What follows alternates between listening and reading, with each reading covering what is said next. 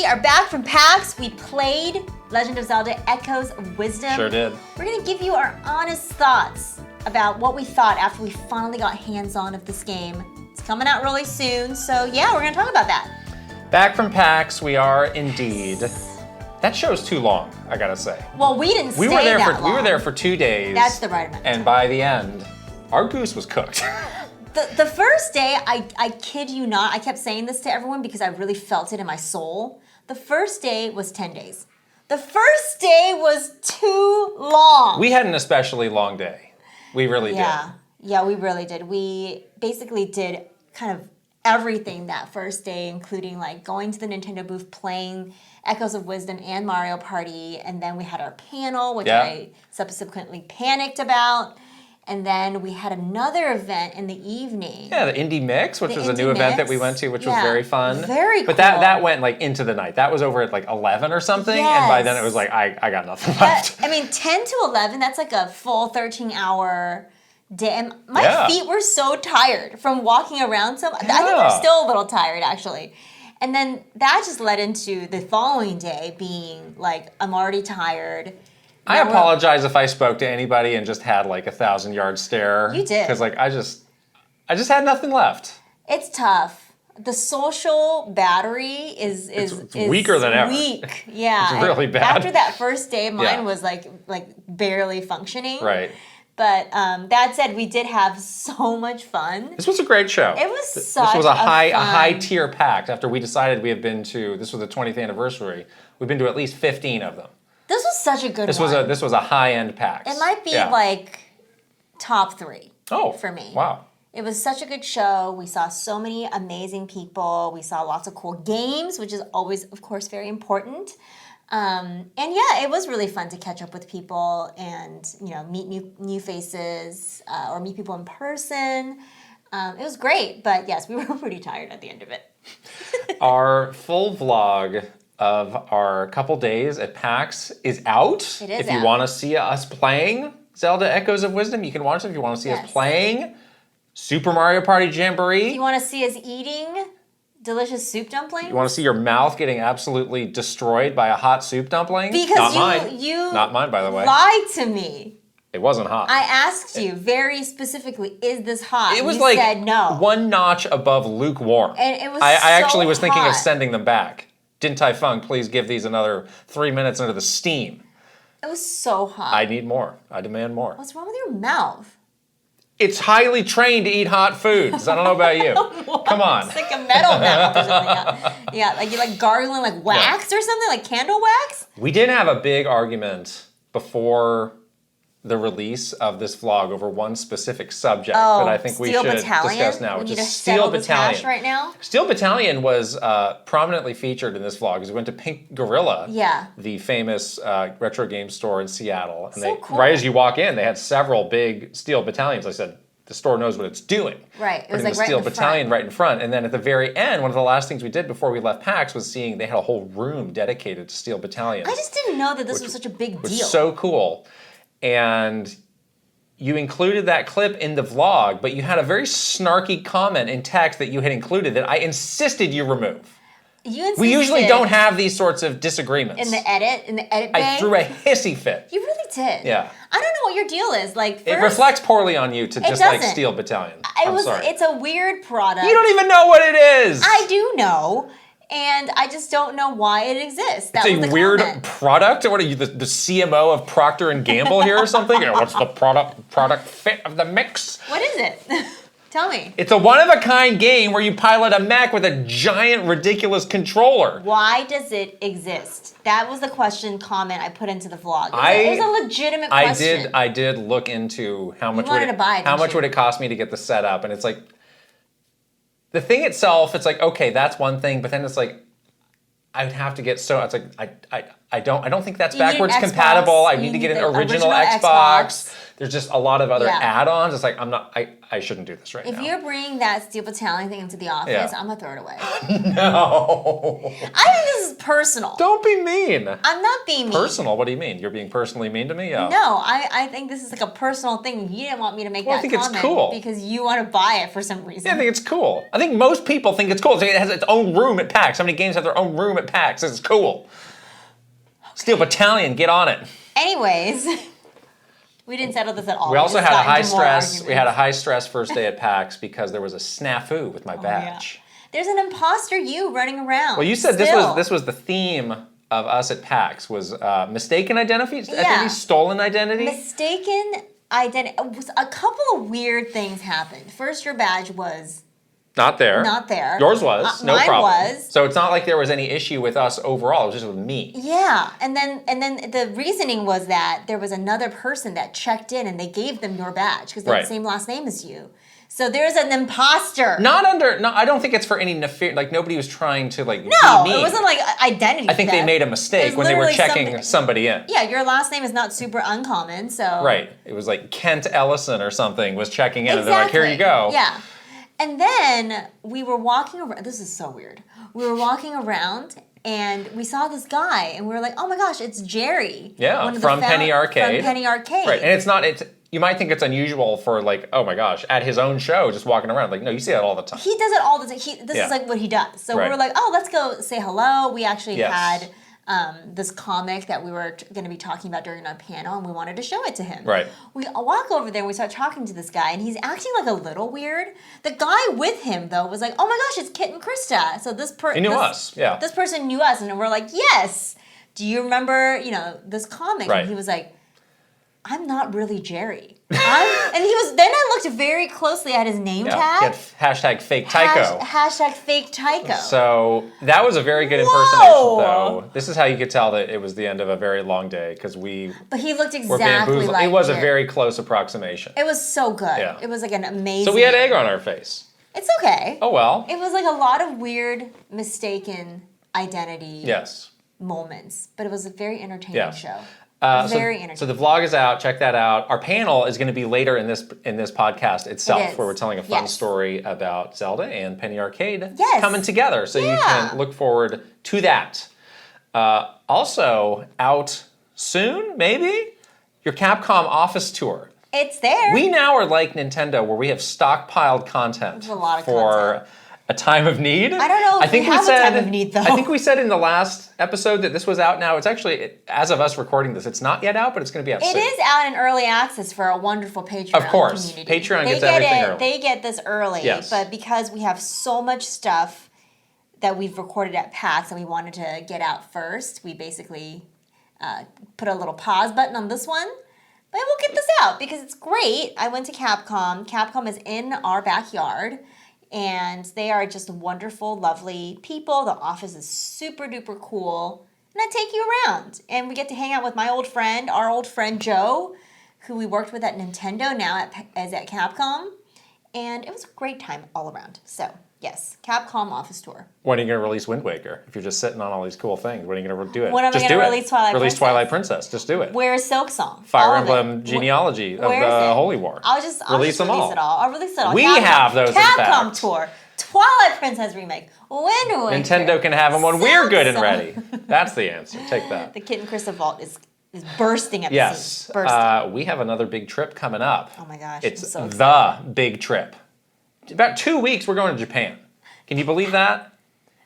Yes. We're mostly ready. There's a couple last things we need to do excited. that we knew we're going to do when PAX is over.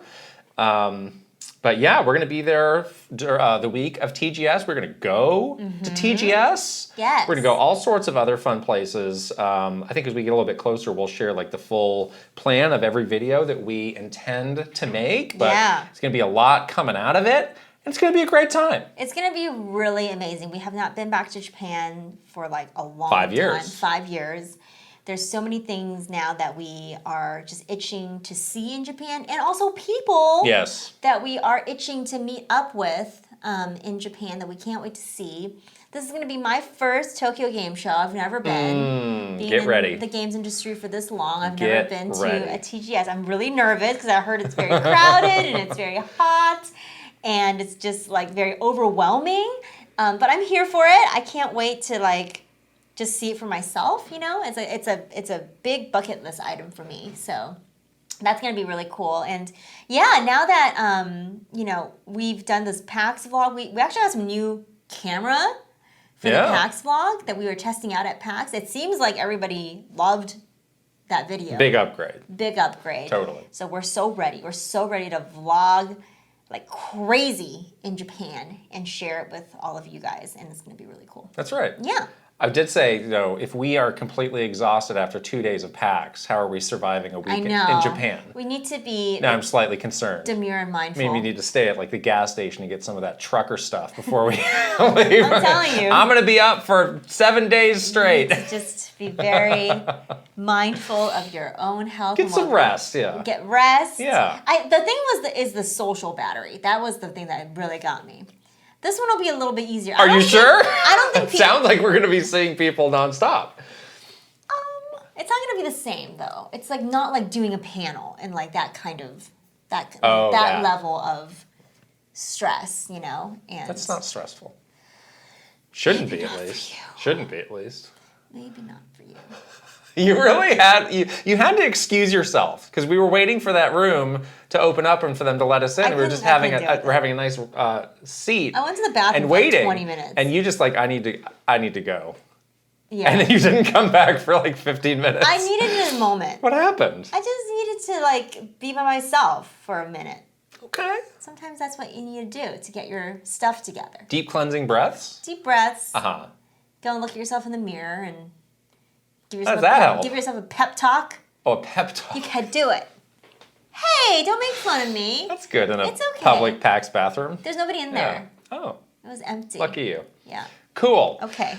We're about to dig into all of our impressions of Zelda Echoes of Wisdom and many other games. But first, we have a great sponsor to shout out. This episode is sponsored by Factor. Oh boy. Factor is one of our longest running sponsors. Yes. And let me tell you, there's a reason. I know, People love it. We love it too. Warmer, sunnier days are calling. Yes. Fuel up for them with Factor's no prep, no mess meals. Oh my gosh. Yum, yum, yum. I wish I had a Factor meal when I was at PAX because all that running around and no eating. That would have been nice. And no time. That is where Factor meals are really a good call. But alas, I had to make do without. Usually when we're busy, we just go to our fridge, grab our Factor meals. It's like 2 minutes in the microwave. It's never been frozen, so it's really delicious. And you get a nice, healthy, balanced meal right away. Mm-hmm.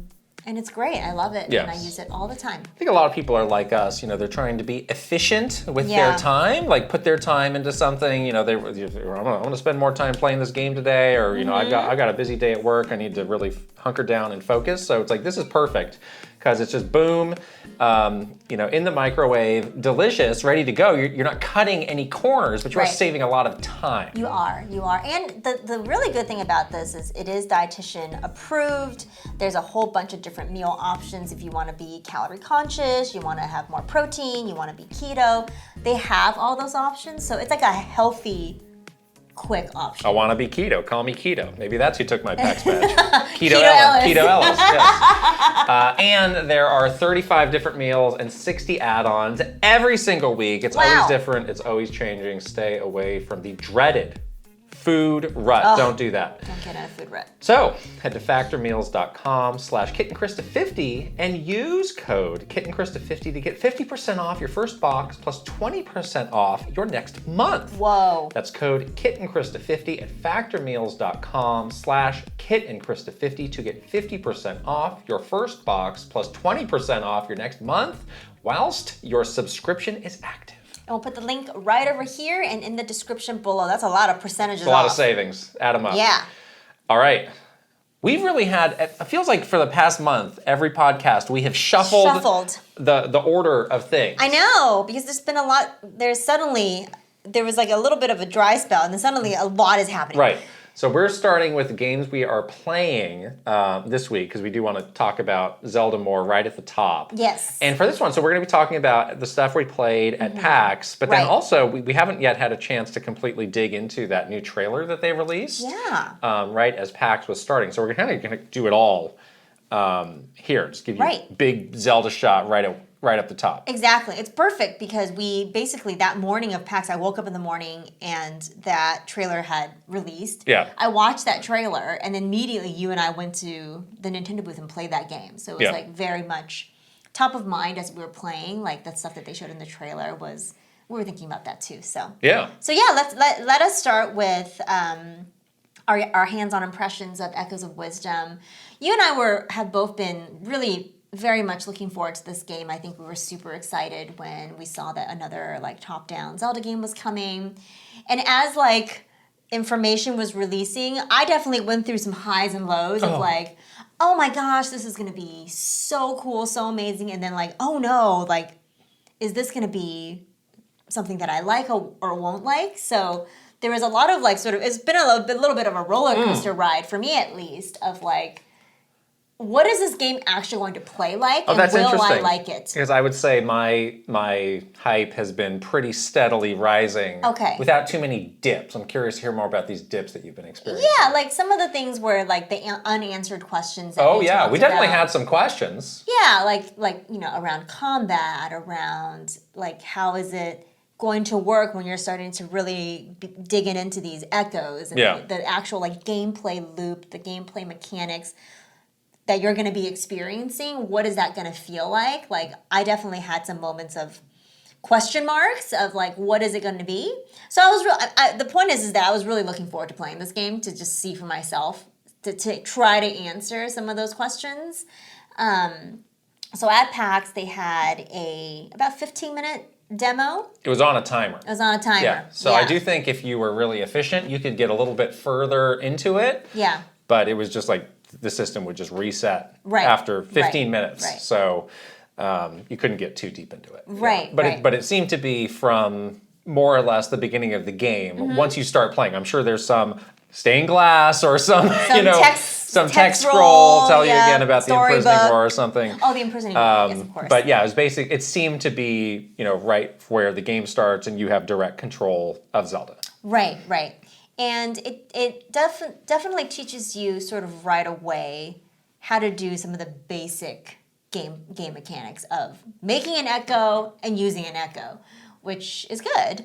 But the thing that was really interesting was right away, it was like a bit of a learning curve. Yes. Like right away, even as you're trying to figure out like, okay, how do I learn it? And then like how many echoes can I place and where can I place an echo? How do I get rid of it if I put it in the wrong spot? Like all of that was like within the first 10 seconds. It's true. And it was slightly stressful because it's like, well, we want to make the most of this 15 minutes. We want to see as much of this game as we can. And you're like, wait, what button does this? How do what's going on now? Yeah. So it was kind of a lot right away that they're throwing at you. Yeah. So that said, you kind of you sort of start to get used to the game mechanics of it and like just the button presses. There is some nuances with how these echoes work. It's very similar to the nuances that I experienced with Tears of the Kingdom. Yes. With those what is it called? Those Ultra Hand things. The menus do look very similar. The menus look almost identical, but also the way that you are thinking about how to use these abilities kind of feel the same. Okay. And like, I'm just not that smart with that kind of stuff, so it just takes me a little longer to figure it out. Like, I was having like the hardest time with the easiest part of this demo, and I was like a little bit embarrassed because everybody was like looking at me like, oh my gosh. So like, basically the idea was you had to make these little table echoes. Make a stack. And you're supposed to use that to jump on top of it and go through this like gap in the wall. And my brain logically says, make one echo, put the echo right in front of the gap, get on the table echo, jump in the gap. That's what my brain is saying, like, that's how you solve this puzzle. That's not how you solve the puzzle. Well, that would have been right, but that's not what you were doing. No, it wasn't right. It wasn't right at all. Like, because the echoes, they would not line up with the gap. The point of what they wanted you to do was make 2 echoes, one after another, to make a longer stand. I see. So that's not how my brain works, though. So I was like, what am I supposed to do? What am I doing wrong? See, I was filming that part, and I was like, she just needs to move it a little bit down that way and put it there. You're not. It won't let you. Okay. The game will not let you do that. That's what I was struggling with in the beginning. So then, like, there's like certain things like that reminds me of Tears of the Kingdom. It's like, I want to do it this way. And like, you should let me, but it won't. Like the Ultra Hand stuff is the same way. It's like, I want to like twist it this way, but it won't let me. Yeah. So I kind of had that like immediate like, oh my gosh, okay, I have to get used to this. This is like a bit of a learning curve. Yeah. But once you did, and once you sort of got more used to like moving the echoes around and like figuring out how to, I think it's not just like making it, but it's like how and where the game will let you place them. That was really interesting for me. I didn't have as much of a problem with that once you handed the controller to me. Yeah. So it may have been your problem. I think it is. Kind of thing. That's why I don't think it's like widely, because that was my own personal struggle with Tears of the Kingdom, and I think I will have this struggle with this game. You do need to manage, like there's a limit to how many echoes you can make at a time. Yeah. So, and there is a button to like delete some of the older ones to make room. So that was kind of a factor of like, you know, how many do I need to do this? You know, am I going to have enough to do this thing that I want to do? Do I need to do it in some sort of a sequence because I can only do 3 at a time? Yeah. I imagine further in the game you get the ability to do more. But yeah, that was definitely a consideration and led to like, again, some frantic moments because it's like, oh my gosh, what's the button? Do I need to do it? How do I do it? Yeah. Again, it is a lot that the game throws at you right away. It is. It's really interesting, too. The demo started, and I think this is where the game is pretty close to the beginning as well, with Zelda in jail. That probably answers our question about whether those are wanted posters or missing posters. So they are wanted. She's in jail. She's in jail, so it's a wanted poster. I think I said wanted poster the whole time. Okay. You trying to deter me. I don't remember what I said. By saying that it was missing. You've been holding this grudge for a month? Yeah. Okay. Anyways, Zelda is in jail, and you have to do this like jailbreak thing. And there is a lot of, learn these echoes. Use it quickly, use it efficiently, stealth. Also, the stealth right away. Right away. Was a choice. Was a choice. Yes. Yeah. Very exciting. It made for a very like tense, beginning of a game. Like there's tension there, which is cool, but also the player is very like, oh gosh, like I have to learn all these things right away, and if I get caught, then I have to start at the very beginning again. So you did get caught. I got caught twice. And they take you back into the jail, right? Yeah. Yeah. You can't kind of run away or once they see you can't run away. It's over. It's like an auto. Yeah. Yeah. Okay. Either back to the jail or back to like the beginning of that room. Yeah. So it won't port you like all the way. Yeah. Okay. Yeah. I did like though that they start to show you there's a couple ways you can do it, because one of the earliest things you get is a big pot, and you can pick up the pot and throw the pot at the guard, knock him out, or hide in the pot, and you can like kind of bounce around and like go inside Metal Gear style. Yeah. So that was a good example right away of there's more than one solution to doing this. Exactly, and you can learn the pot echo. So if you run out of pots, you can always conjure up a pot as an echo and use it. The stealth was really interesting. It was not like super, super hard. No. But it was, like you have to like sort of figure out how to platform around. Well, it was harder because you were juggling all these new things you've just learned. True. You were definitely trying to juggle the new things you've learned. And by the end of it, we had a couple of different echoes that we'd learned. We got the old bed. We got the old bed. Thank Very goodness. important. Thank goodness. Star of the demo. Star of Hyrule, the old bed. There is this the menu that comes up where you kind of scroll through all the different echoes. Obviously, there's lots of different slots there for more echoes that you can learn. I wonder what the max of that is. And is there ways for you to like favorite? I'm sure there's ways for you to favorite some. There better be. I'm sure there is. There's got to be. There's got to be ways for you to kind of organize that in a way that you like to play, hopefully. But that was one thing that I noticed right away. Like, there is a lot of sort of menus that kind of are part of this gameplay because you are organizing and using a lot of these echoes. I think I recall also the things you could make into an echo, they were kind of glowing. Yeah. So it's not like the game expects you to like walk up to literally everything and try. Because there were a few things I thought there was like a big statue. I was like, oh, can I get that? And it was like, no, it's not flashing. I don't even need to bother. So that's good to cut out some of that guesswork. That's true. Yeah. And then like the little helper try, I think, the little ball, whatever. It was, I mean, I think we were at the beginning of the game, so it was very tutorial, very much a tutorial. So there was a lot of help being given, but I'm sure that your little friend will help you figure out like what's an echo and what isn't or whatever. One other thing I noticed about the echoes is unlike Tears of the Kingdom, there's not really a physics system governing all of this because I was doing some puzzles with the bed and you kind of had to extend this platform. So I placed one bed on the edge.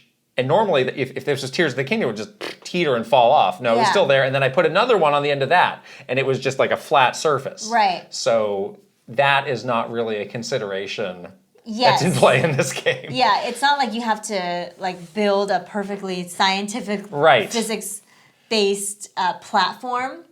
It is like almost like there's magical glue that is on the echoes. And wherever you place it in the environment, it like sticks, you know? So you will have a solid platform when you do that. So yeah, it is a little bit different in that way. The game looks great. You know, it's like super, super cute. Looks a lot like Link's Awakening. Looks a lot like Link's Awakening. It has sort of that like, very sort of cartoony, like plastic toy kind of look to it. Yeah, and I'm sure, other people have analyzed it more than we have, but, it didn't seem framey or janky or anything like that. All. It seemed completely fine to us. Yeah, it seemed fine.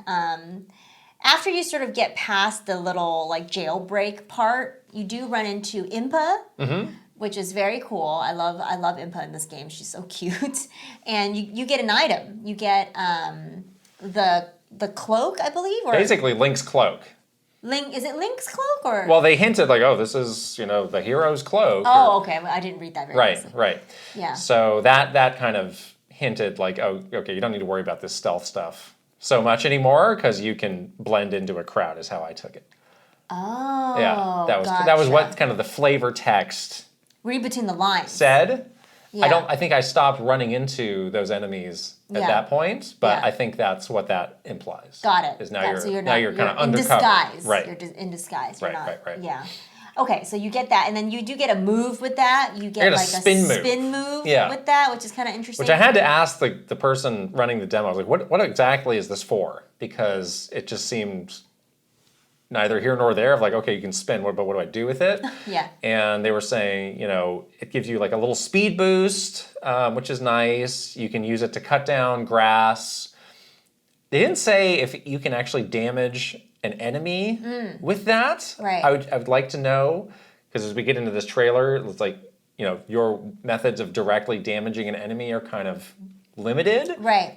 That would be nice, but I don't know yet. And it is on a little meter as well, the spin move, or no? No. Did you see a little meter? No. No, you can do it. You can do it. So you can do it endlessly? Yeah. Okay. Well, that's good at least, because some of the other... I think there was like a slight little cooldown, so you're not spamming it. Okay. But it wasn't like you have to charge up something No. Okay, that was the part that you... And it's not like the spin move with the sword, where you have to hold it down and wait. It's like, you just do it. Okay. Yeah. Yeah. So that's where you kind of took over. Yeah, you gave it to me about halfway through that dungeon, and that's where I had some other little puzzles with those beds, and then I got out and got to see, it looked like it was in kind of like a swampy castle area. Yeah. That's where I ran out of time. Yeah. So what did you think after you played it? I thought it was great. I mean, I think, I don't know if that's the best tutorial. Again, learning how to play this different kind of game plus one fail stealth. I don't know if I love that, but it was very brief. Like you can get past it. Yeah. No problem. And it is good that they give you a proper tutorial because it's unlike any other Zelda game that you have. And it's probably unlike, other games that other people have played. So you do need a chance to figure it out and just learn how all those systems work. Yeah. There's a lot of systems in the game that they put in. And that is the piece that I think it's going to be so much better for you to slowly sit down and like learn them at your own pace. Because again, like I might have, and I know I will, have a bit of a slower learning curve than somebody else might have. Somebody else might get it like right away and be like totally like used to it like immediately. But you know I'm going to need some time to learn it. So honestly, it maybe gave me like, this is maybe a bad comparison, but like the building side of Fortnite, where you're like building little, contraptions and platforms and ways to get from point A to point B. Like it honestly did feel slightly like that. Yeah, that's a really good way of putting it. I didn't think about that. But yes, it is, because there's a lot of action in Fortnite, obviously, and a lot of exploring and running around. But there is that building part of it. And there is that sense of like, sometimes you need to build or use those skills very quickly to get away because you're under duress. Because you're under duress. And that's kind of what that felt like. I'm under duress. I'm in a jail. I need to get away from these guards. They're going to catch me and throw me back. And I need to do this very quickly and very efficiently to get away. So I don't know if the rest of the game is going to be, exactly reflective of that feeling. Probably not. It's going to be other types of action, I think. But there is that sense of like, I need to build something because I'm under duress and I need to use those skills to survive. But it's super fun. It's really interesting and different. Definitely wasn't what I expected at all. Like, you think of a top-down Zelda game, you have certain expectations of what that's going to look and feel like, and this was completely different than what that was. So, I'm definitely very interested, and I can't wait to just play more at my own pace to really decide, like, does this type of gameplay, like, work for me? So, yeah. Okay. I think that's my final conclusion after finally, playing and touching this game and getting a chance to see a bit of those systems at work, like what I feel about it, how I feel about it. So that was our hands-on. Let's talk a little bit about this other trailer that they put out, because it does directly address some of those questions and kind of lingering concerns maybe that we had still about the game. So this was another, 5-minute plus trailer into the still world. Right. In the same style of the one that we got a couple weeks ago. And I do imagine this is the last of the big official info dumps that we're going to be getting, because we're pretty close. Within like 3 weeks or so of this game coming out. I think this is probably it. There'll probably be more information once people review the game. But I think as far as Nintendo releasing info, this is it. So we did learn what these rifts are. They are a way of getting into the still world, which is this kind of otherworldly place where there's a lot of like floating terrain. And people like are frozen people in time. Are kind of like turned into statues. And they said that all the different areas, the entry points, the rifts will lead you into different areas of the still world, and they'll have their own defining features. So I imagine, like, you saw one where there's these like blobs of water that you can swim around. It's like, okay, this is kind of the water area. I think they'll have like some sort of thematic associated for each region with perhaps. it, right? And it is different from the base world where it's a bit more just like go explore as you please, because of these the floating terrain does feel a lot more platformy, puzzly of how you're getting where you want to go. And it does also seem like this is the path to getting to the game's dungeons, which they quote say it's massive. Massive dungeons.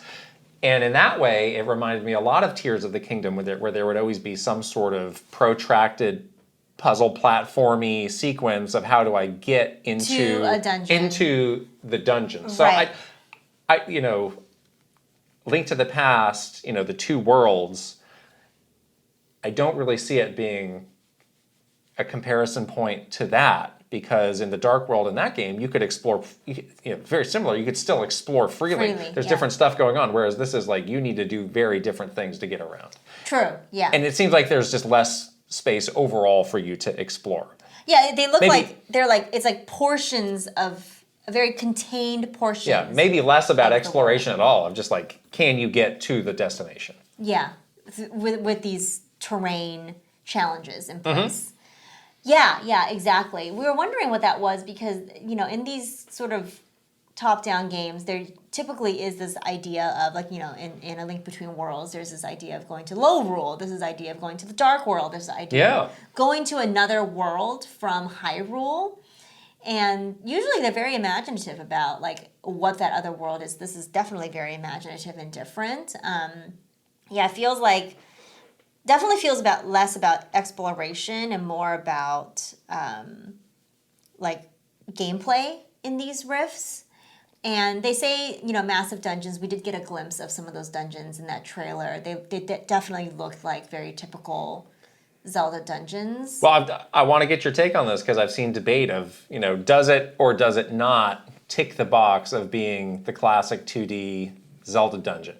In some ways it does. In some ways it definitely looks like a, sort of large-scale puzzle where you have to go through multiple rooms to get to a boss. There's, a requirement for you to, like, solve through the dungeon to get there. In other ways, maybe we just didn't see this stuff, but, like, some of the traditional dungeon items, we didn't see a compass, we didn't see a map, maybe.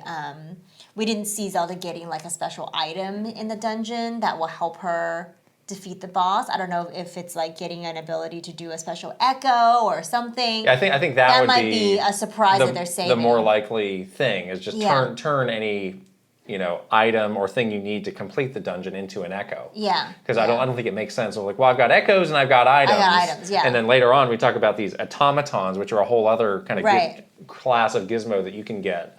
So I do think there will be some things that are fundamentally different. I do still think they want to push this creative thinking, creative puzzle solving element to it, which may mean there are different ways to get through it, but it did certainly look a lot like a proper dungeon. I did see a giant chest in the trailer. That was all you needed to see. I just needed to see the big chest. You need a big key. Big key? You need a big key. I really like the big key. I mean, I think people have different things that they want to see yes, this is fulfilling that need I have for a traditional Zelda dungeon. Not everybody's going to define it in the same way.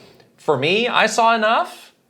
I think that's fine for me. Again, for me, the dungeons are not the main draw of a Zelda game. So, feeling comfortable that I can get through those in a stress-free way is kind of what matters most to me. And I do feel pretty comfortable about that, having played and seen, the different solutions that the game puts in front of you. I do think that they're going to have the dungeons be solvable in different ways. Yeah. With the different echoes you can use. I don't think they're going to force you to use one solution to solve it, which is, I think, something that you struggle with Zelda dungeons. I just want to have, like, that feeling of satisfaction when I play a dungeon. I want it to feel different than solving puzzles in the overworld or solving puzzles in other parts of this game. I want it to feel like a true, like, different type of challenge where you probably spent a lot of time getting to the dungeon through these rifts. That was pretty satisfying. You get in. There is a very unique puzzle element for this particular dungeon. You feel very accomplished once you can get through that. You get to the boss. The boss is properly challenging. And you come away with it feeling like, wow, that was such a cool and just I feel so good about myself after doing this, and it feels different than the puzzles I was doing in the overworld. Like, that's what I would love to see. And there's nothing in here that says that I won't see that. So I'm feeling pretty good. Like, I'm feeling like it's going to deliver on that. Okay, so dungeons was one of the big major questions. Check the box? Check the box. Dungeons are there. Okay. Check the box. Got it. Again, and just to wrap this up, do you think there's much in the still world beyond, this bit of traversal in this kind of themed area to get to the dungeon? I don't think so. There might be, like, ways for you to get into the still world to get, like, a heart piece or something like that. Yeah, but I don't think it's, like, open exploration. Yeah, a question I have is, with them saying, there are these distinct entry points and they all have their own defining features. Does that mean that those are, like, self-enclosed areas, or can I kind of explore within like, can I get around in the still world going across these different, like, can I go in one entry point, and then explore and come out of another? I kind of would like to know that. Yeah, I don't. So I kind of would like that. That's kind of like the in Tears of the Kingdom, what is it called? The underworld? Yeah. Yeah. Down below. Down below. Yeah. The depths. That's sure. what it's called. Whatever. So what is it called? I didn't 100% that like you did. You should know the name. Yeah. It's kind of like that where you can come in one entry point and leave another. Well, that was just a big empty space. So yeah, you can definitely do that. This is kind of the antithesis of that. But it's kind of like the same thing where you can get into the depths through those holes in the overworld. It's the same idea where you can get into this, still world, whatever they're calling it, through these rifts in the overworld. But are those connected? Are those connected? I'd like to know that. Yeah.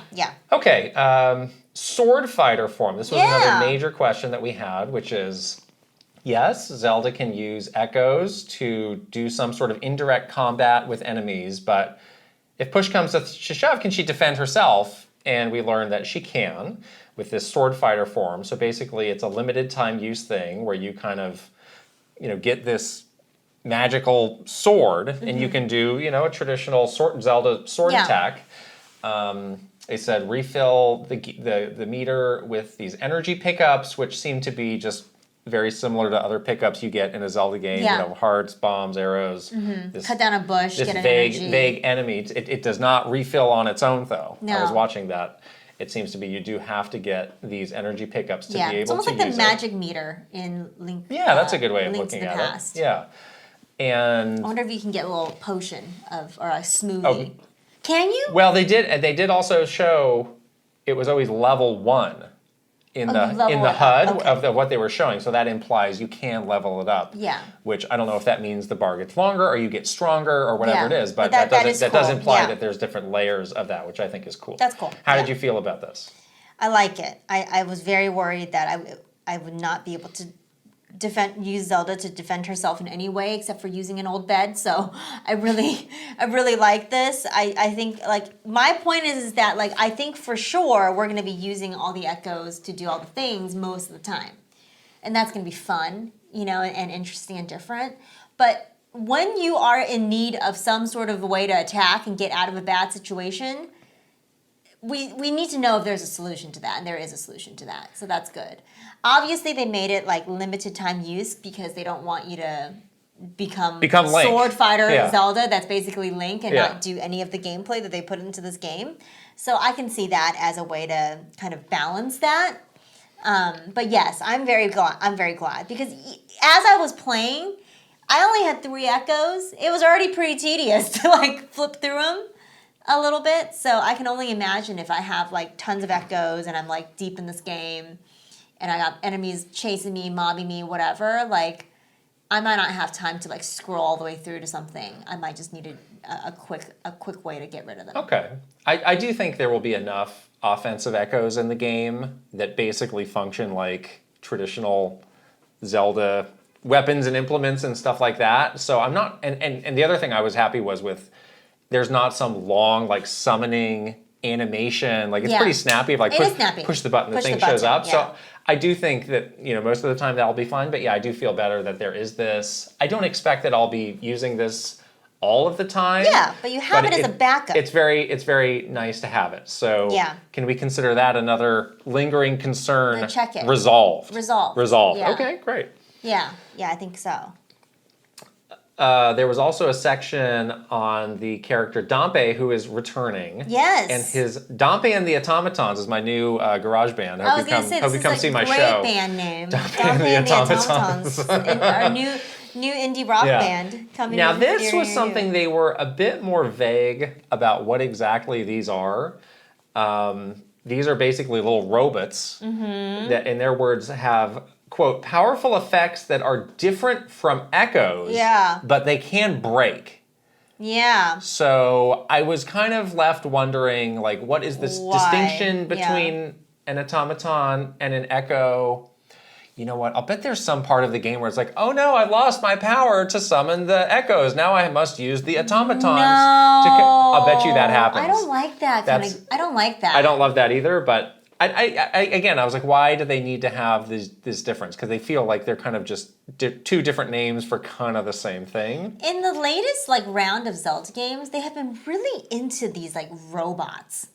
Tears of the Kingdom People love robots. Was very robot heavy. Yeah. Like there's this converging of like high fantasy, which was traditional Zelda, and this like sort of mech kind of gameplay. Yes. Like remember that boss fight in Tears of the Kingdom where it was basically like sock and bop and robots? Oh yeah, I love that. Yeah, it was really fun. So I wonder if they wanted to bring. Well, I have a 19-hour lore video for you to watch. Which will explain the reason for that. The robots. Yes, exactly. Perfect. But yeah, it seems like there is this just I don't know the fascination with. Robots, AI. We all have a fascination with robots, okay? AI has taken us all for a ride, or something. But it sounds like that is in the game. I don't know enough about this to have an opinion, honestly. I agree. So this was not something where I had a lingering concern. I was like, oh, that's interesting, but I kind of want to know more. But it's like I'm not really losing sleep over it. I'm not losing sleep over it. I like Dompe. I love. I'm glad there's more Dompe. Dompe is king. He's our short. He's our short king. Dompe is king. Dompe is our short king. Okay. I'm not sure. Like, given all the things you can do, and even like just using the echoes was a lot of gameplay already. It's like, and then you got your little shadow sword form. Okay. There's just got a lot going on. You have a lot to do, and maybe you don't have to do it all at once. So I'm curious as to like how integrated are these automatons into the gameplay? How often am I going to be forced / will I need to use this on top of all the other game systems that are in place? That's the only thing that I'm curious about, but I don't know enough to have like an opinion either way on it. The video ends with this sort of teaser of Zelda walking into this room and seeing Link with his back turned, and then he turns around and he seems to be like possessed by that kind of purple, shadowy stuff. That's what we were saying. That we see in the game, and then he kind of like, leaps with the sword out at her. What do you think this is about? Is this because Link got his badge stolen at PAX and now it's a Shadow Link? Shadow Link. Are you going to have your back turned to me on this podcast and then all of a sudden you're going to lunge at me? And try to kill me or something? You're going to have a smile on your face that's going to last forever once you figure out the truth about that. You're going to have a bag over your head. Yeah, I mean, people have suggested, like, is this how you get the sword fighter form? Like, do you run into Link earlier and you dispatch him and then you get that? Or is there a way that you break the spell? Or does he, like, keep, maybe, like, at every rift entrance, you're trying to, like, shake him out of it and he cannot? And then, like, finally, at the very last part of the game, like, you can finally, like, free Link from the possession, and he joins you for the last boss or something like. I don't know. Like, it seems like Link is there, around, but he's not himself. It's Zelda's adventure. I think it's cool that you see Link at times. Like, it does help. Like, you're trying to rescue him, save him. He's in a bad way. He's messed up. In a bad way. So I think that's interesting. That was a provocative ending to the trailer. Yes, very, very much. One other thing that also released after PAX was the big commercial. Oh, yeah. Ad spot. To add spot. For Echoes of Wisdom. It is called Save Hyrule Your Way. Oh, God. It has these identical twins playing the game together and talking about how it's like the same person can, approach the game two different ways. It's a little on the Honestly, nose. this reminds me of like a McDonald's ad or something. Have it your way. Have it your way. Your dollar meal. Get your dollar meal. Get it with this or get it with that. Yeah. They are really reinforcing, and this is a great way to just understand, like, how does Nintendo view, like, what is the key marketing message? Yeah, because they're going to tell it to you in this Save Hyrule Your Way. That's the tagline for this game. Yeah. Right. So I did see some people expressing some dismay of like, more hopes dashed for the traditional Zelda experience. And, obviously there is a lot of Tears of the Kingdom DNA in this game, and that's definitely still carrying over. But I think it's a message that's compelling, and I think just this general idea of multiple approaches to what the game's going to throw at you, it's appealing to me. Yeah.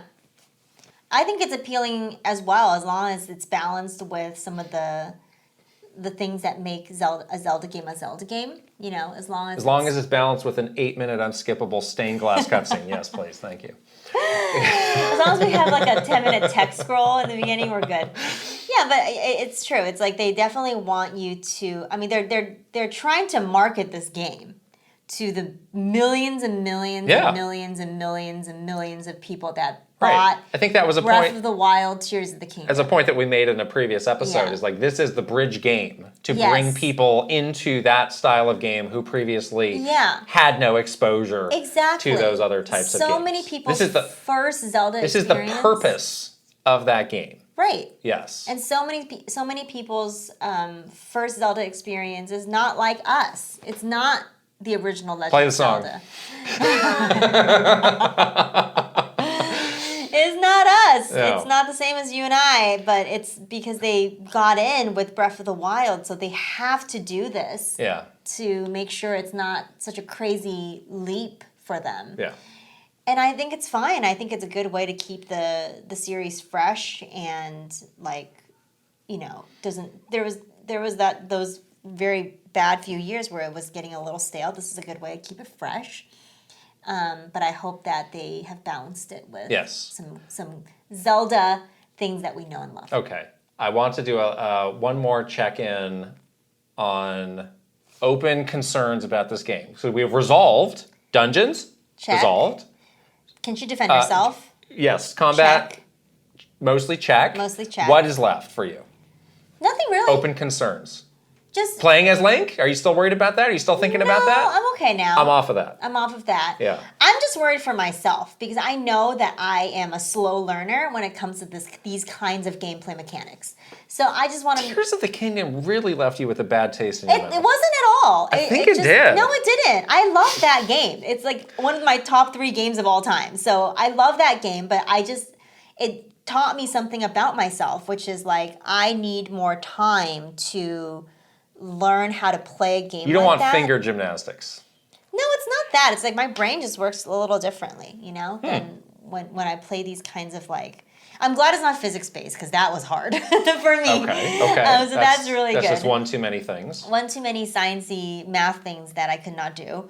But yeah, this is just my thing. It's not like I don't think a lot of other people have this issue. Like you clearly. Well, they probably do. You don't have this issue at all, so it's not like anything that's like I don't think is like widespread. Like no one can get it. But I just know it's just gonna take me a little bit more time to like get used to it, which is totally fine because I am like more than happy to slowly, you know, get used to it at my own pace, and then it's gonna be amazing. It's gonna be really fun and awesome. And I know I'm gonna have that learning curve in the beginning, so.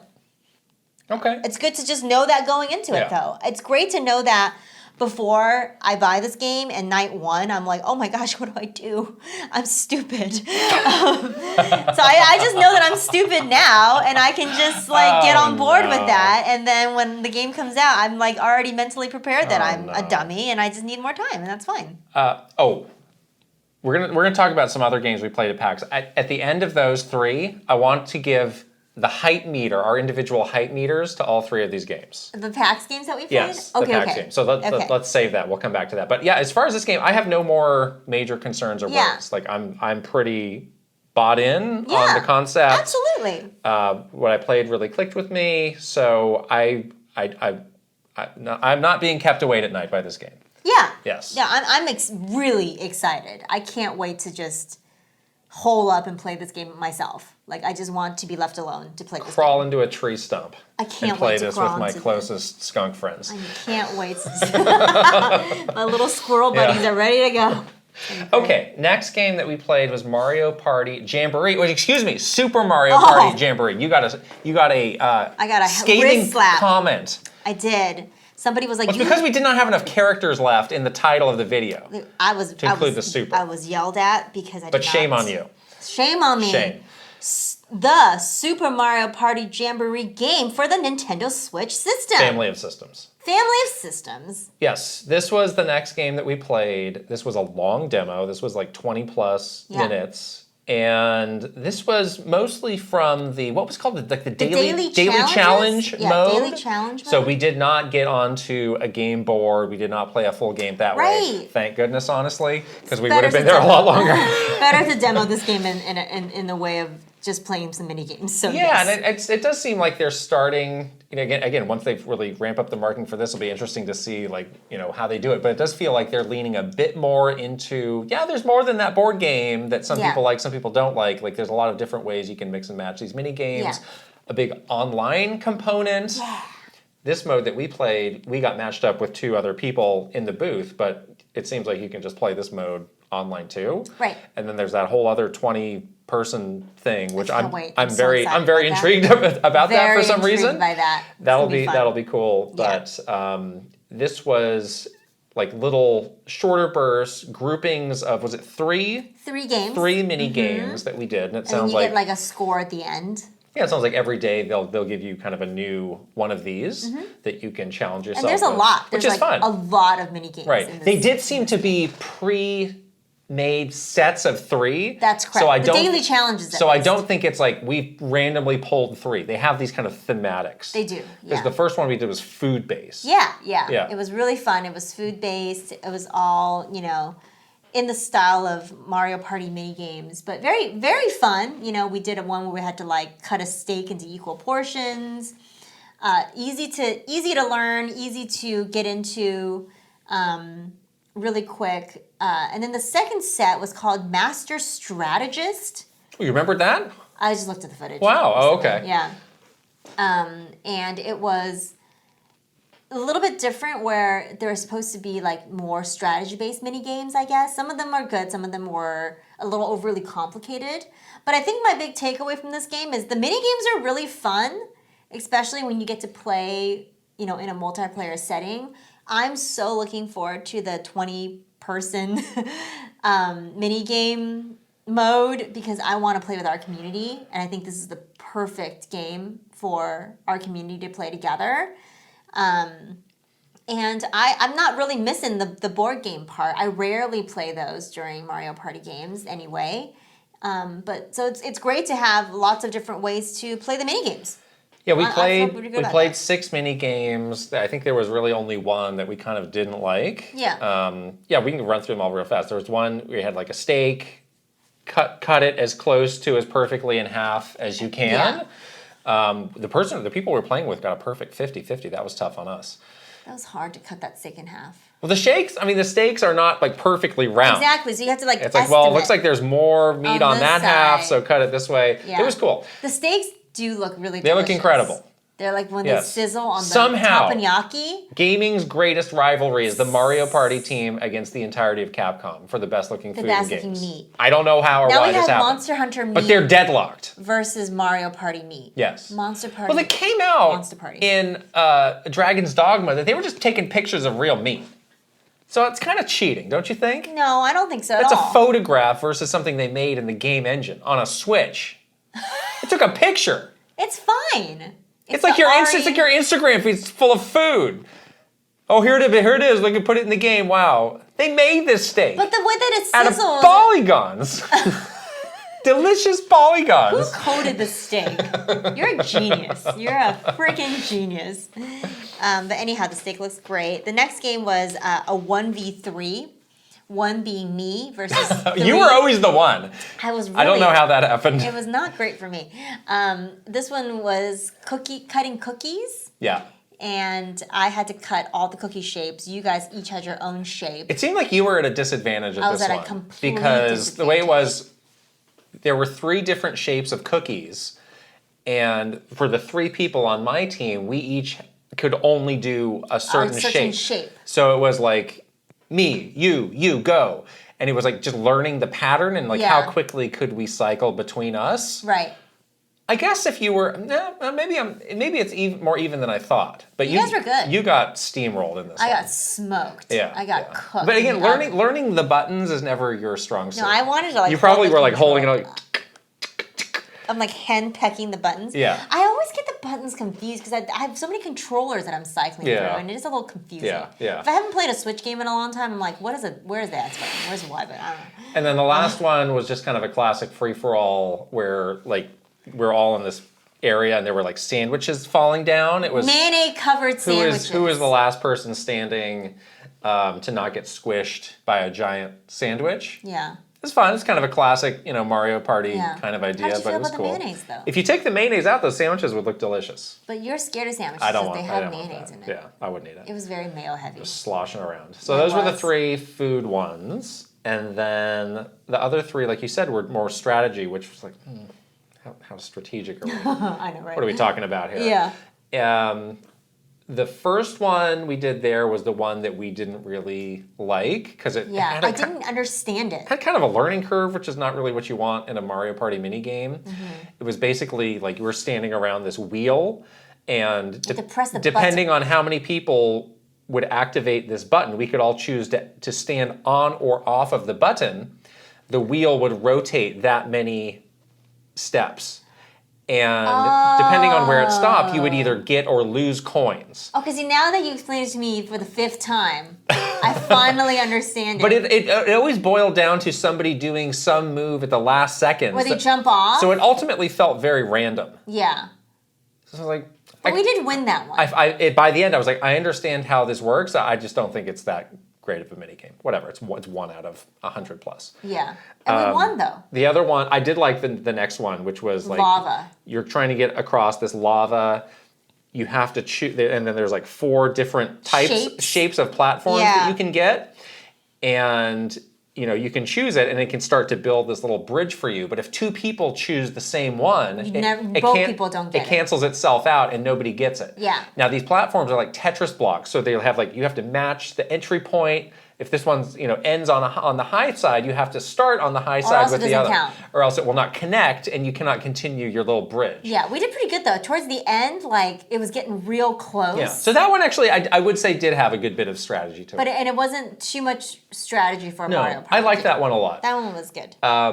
The last one had no strategy at all. No, you were a giant bullet bill. I was a giant bullet bill. I mowed all 3 of you down handily. It's like, where's the strategy in this? Don't get shot. That one was definitely not evenly matched. No. You had no chance to escape from this bullet. It seemed really hard to get out of the way. There's no way. Yeah. I mean, I don't know how you would do it. It was huge. It was giant.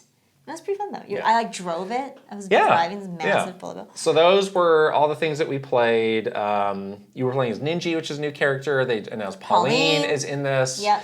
So this seems to be a very substantial game. Yeah. There's still a lot that they need to follow up on. There is all the board game stuff. They didn't seem to talk about that at all. Yeah.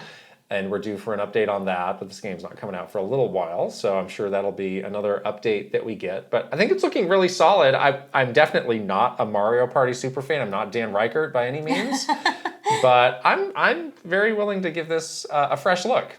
Again, they do seem to be trying with all the Switch Mario Party games. I give them a lot of credit for. Yeah, because there was definitely a time with Mario Party it was like you're not trying.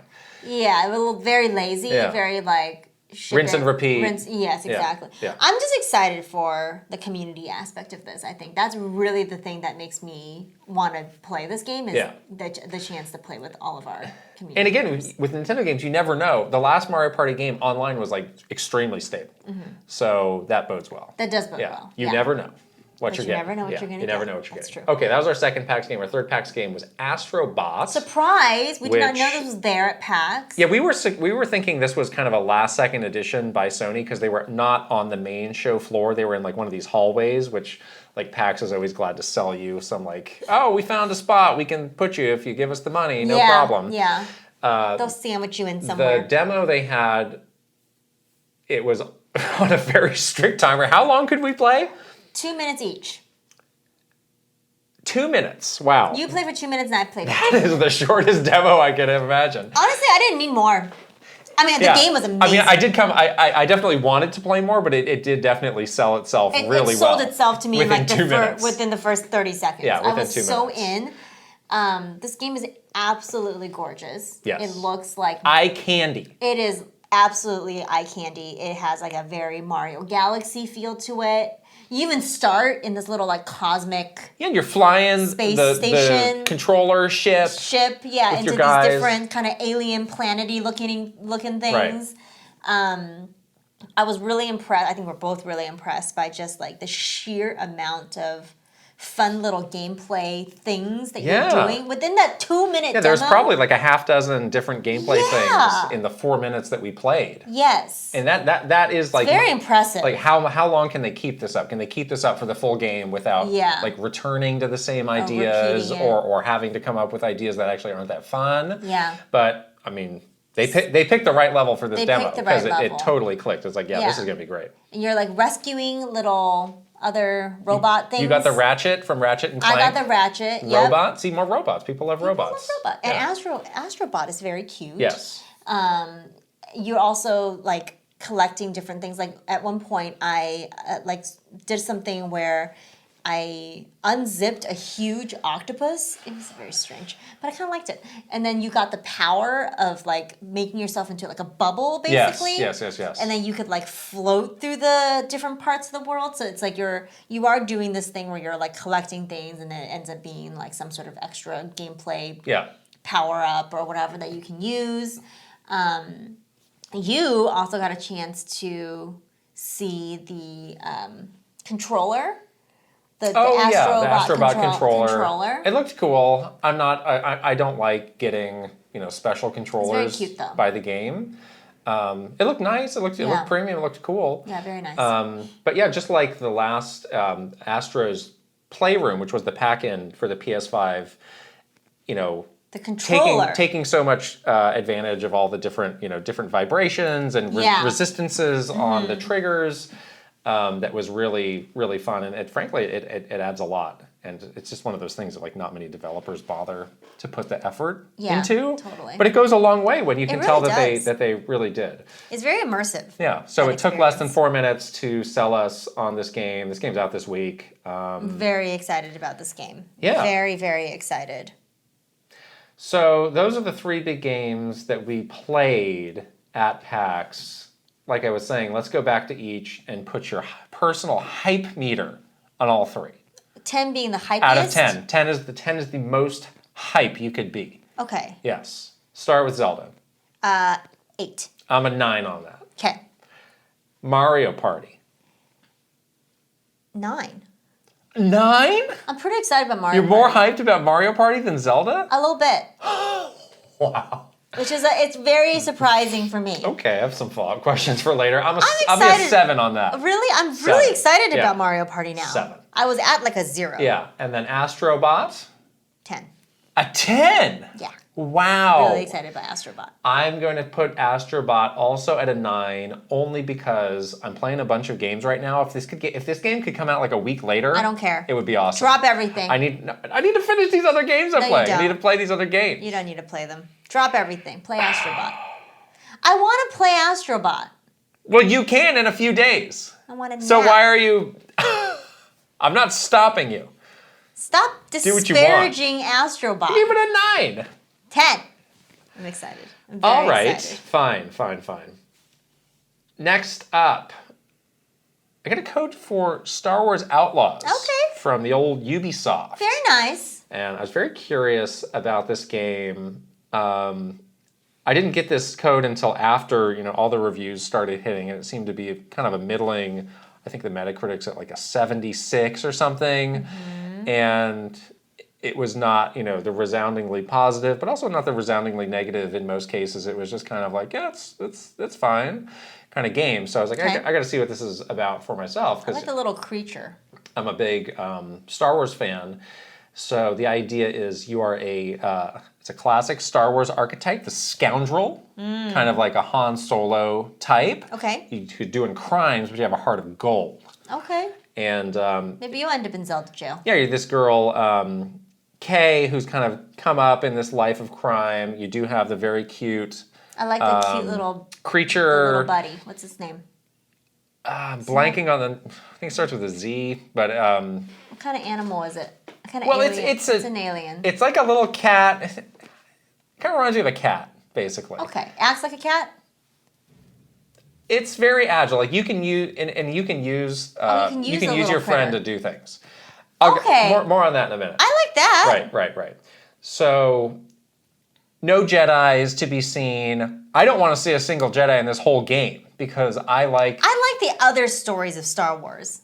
Beyond the Jedis. Yeah, that's why I really like that show, Andor. We have had enough Jedi stories. It's boring. We don't need Luke Skywalker to show up and save the day. We don't need that. And that's one of the things that I love about Star Wars at this point is like they have created such a fully fleshed out world. It's like it's cool to like really hone in on kind of a specific part of it and see what it's like for those people. That's the best part. And I will say, like, so far, I have not played a lot of this. I played like maybe 4 hours. That's pretty good. Like that is something that this game does really well is like the whole vibe of Star Wars. Like they've got that down really well. Oh, nice. So there's a lot of times where you're walking through these like towns or cities or settlements and like there's a lot going on and you can like poke your head into somebody's house and see like what's going on, or you can just like go into a cantina and just sit down and you can like hear these conversations, and it feels like they've put a lot of effort into making it feel like this kind of living, breathing Star Wars-y place. Yeah. Which is cool because some games don't really bother to do that. This is an open world game. Okay. I only recently got to the open world part. How long is this game? They've said that this is not the Ubisoft open world slogfest. I think they've said like 30 hours to beat it. Yeah. But it's not like the Assassin's Creed Valhalla, which was like 80 hours. Yeah. Like never ending. So yeah, the first couple hours are kind of an introduction, tutorial sort of mission where you are infiltrating this like rich guy's mansion and trying to find a thing. This game does have a lot of stealth to it. Oh. In that section, it was fine because if you got spotted, you could always fight your way out of a jam. You have a blaster, which seems plenty powerful. Although something weird I did notice.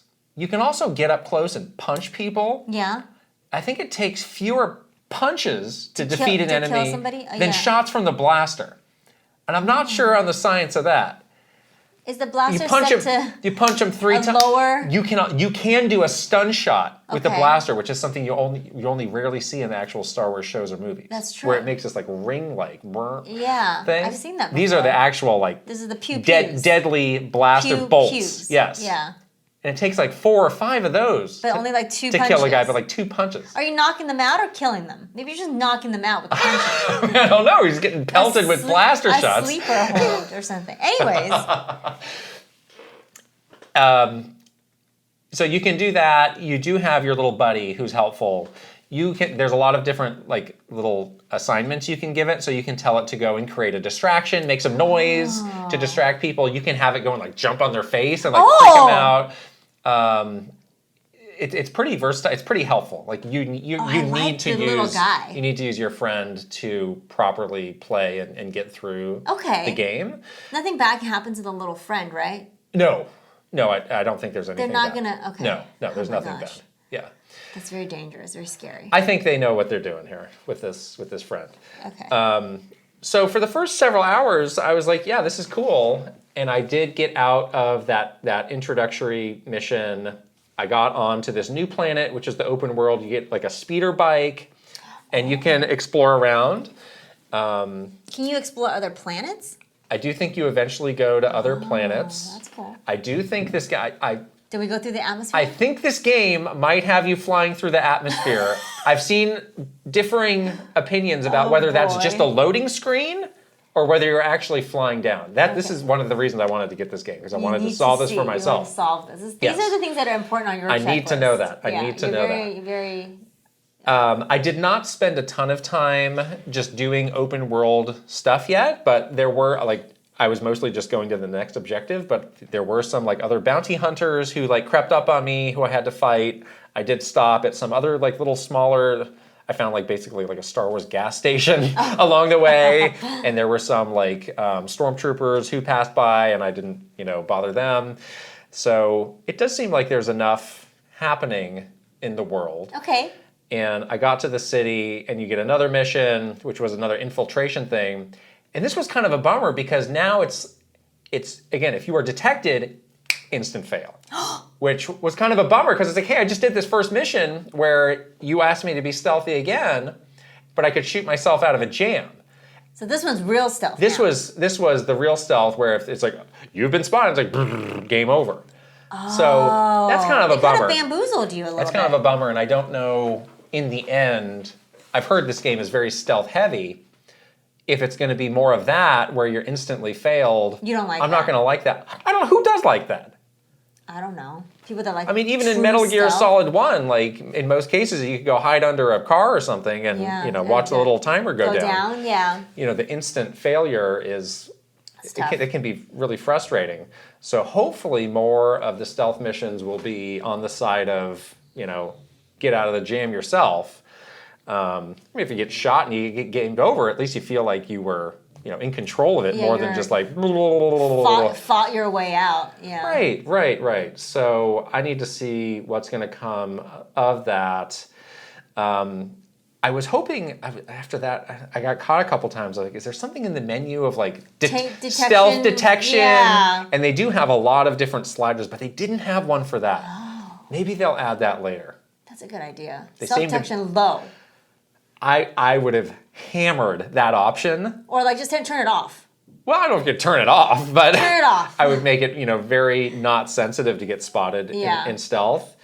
So more to come on this. I was, quite enjoying the first couple hours. Where a lot of people had said like the first couple hours were not fun. I kind of disagree with that. I thought it was fine. That was good. But this kind of last little bit that I played left me with some questions.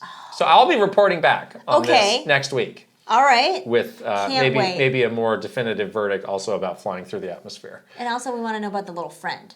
What do you want to know? We want to know everything. Name. Okay. What kind of creature it is. What else? Well, I've seen some people comparing it to an axolotl, which is like a salamander. Oh, but I think it's like fuzzy, like a cat. It's fuzzy. But it's got these little things coming out of its head. Yeah. That make it look like that, maybe. I need to know. I don't know. You can come to your own conclusions about that. I think it's very cute. Yes. Our next game, I need you to basically be on eggshells when we're talking about this game. I know. Emio. What do you mean you know? You spoiled me the other day. And I didn't appreciate that. You were not clear about where you were in the game. Well, maybe you could ask me before you start blurting out key information. Sorry. Jeez. I do feel a little bit bad about that. I'm sorry. I have told you, I am playing a chapter a day. I think that's a great way to pace myself through this game, not rush through it, properly have a moment to reflect. It's nice to reflect at the end of the day on what happened in Emio, what do I think is going to happen on this story, and they go, well, did you know this? It's like, what the heck? Oh no! Jeez. Anyways. So I'll be asking the questions now. Oh. How far through the game do you think you are? I'm halfway through chapter 11. So I think you're close to the end. I'm close to the end, yeah. Okay. Does it feel like it's ramping up? Yes. Yes. Okay. I'm on chapter now, I think I'm at the start of chapter 10, either 9 or 10. So I'm getting there too. Yes.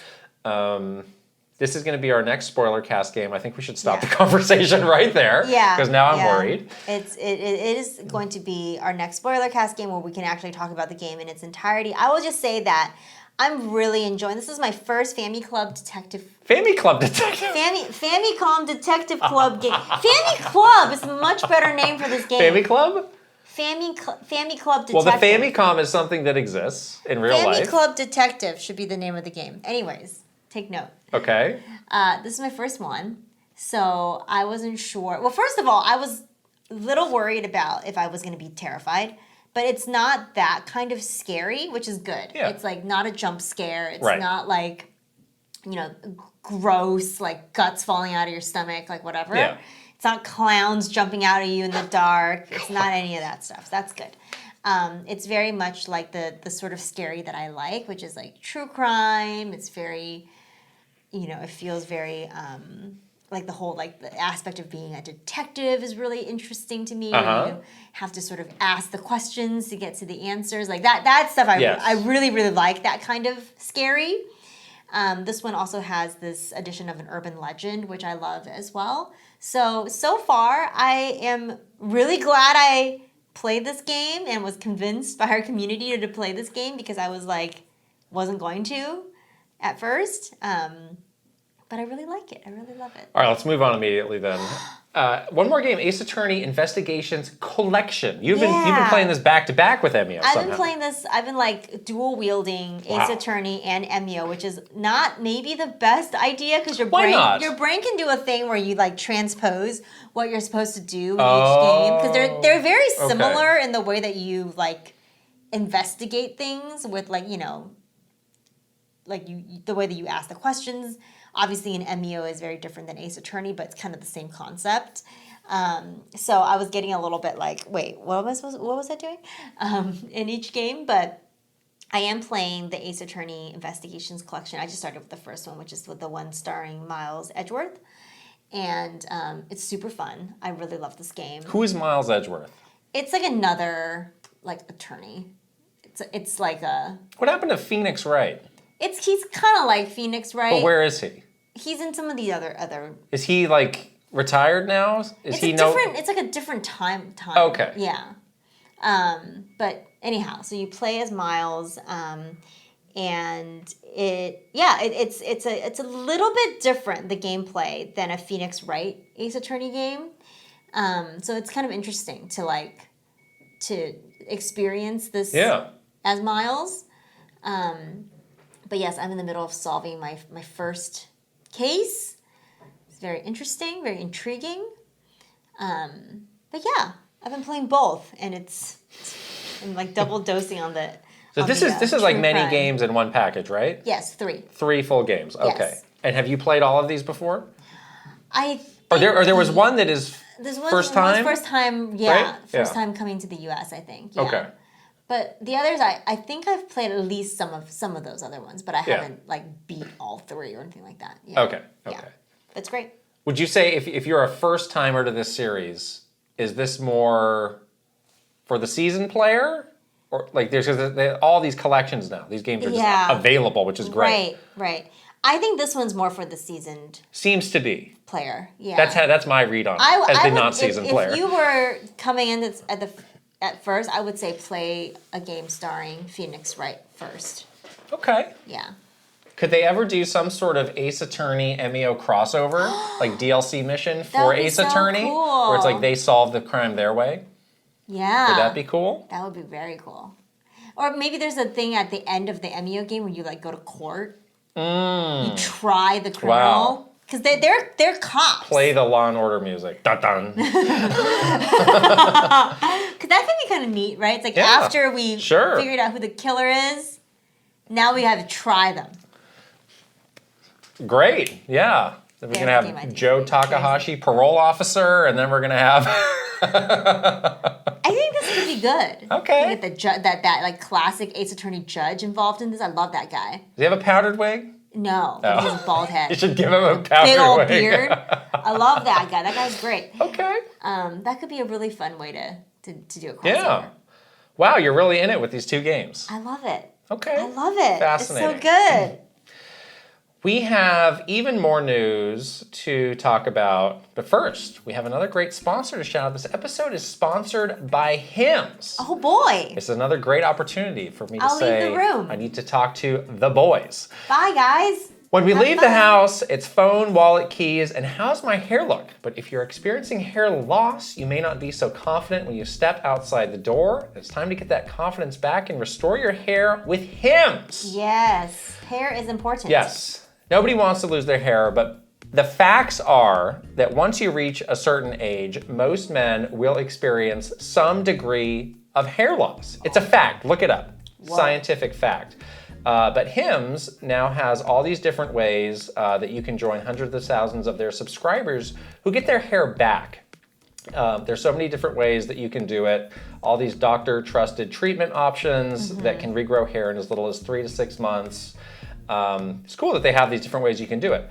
Chewable solutions, oral solutions, spray solutions, and serum treatment options, so you can find what works best, because you may not like one and find that the other works better for you. Chewable solution for hair growth seems amazing. That's a very easy way to do it. That's right. And this point about it being in 3 to 6 months is a big deal. previously there were all these other treatments that took a very long time. So the fact that it's, you could see some change happening in 3 to 6 months is a really big deal. That's awesome. Getting started is really simple. It's 100% online. You answer a couple questions and a medical provider will make a decision on what's right for you. And then your treatment is sent right to your door if you get it prescribed. So again, there's hundreds of thousands of subscribers with Hims. Get your confidence back, get your hair back with Hims. There you go. Start your free online visit today at hims.com/kitandkrista. That's HIMS.com/kitandkrista for your personalized hair loss treatment options. hims.com/kitandkrista. Here comes the disclaimer. Results vary based on studies of topical and oral minoxidil. Prescription products require an online consultation with a healthcare provider who will determine if a prescription is appropriate. Restrictions apply.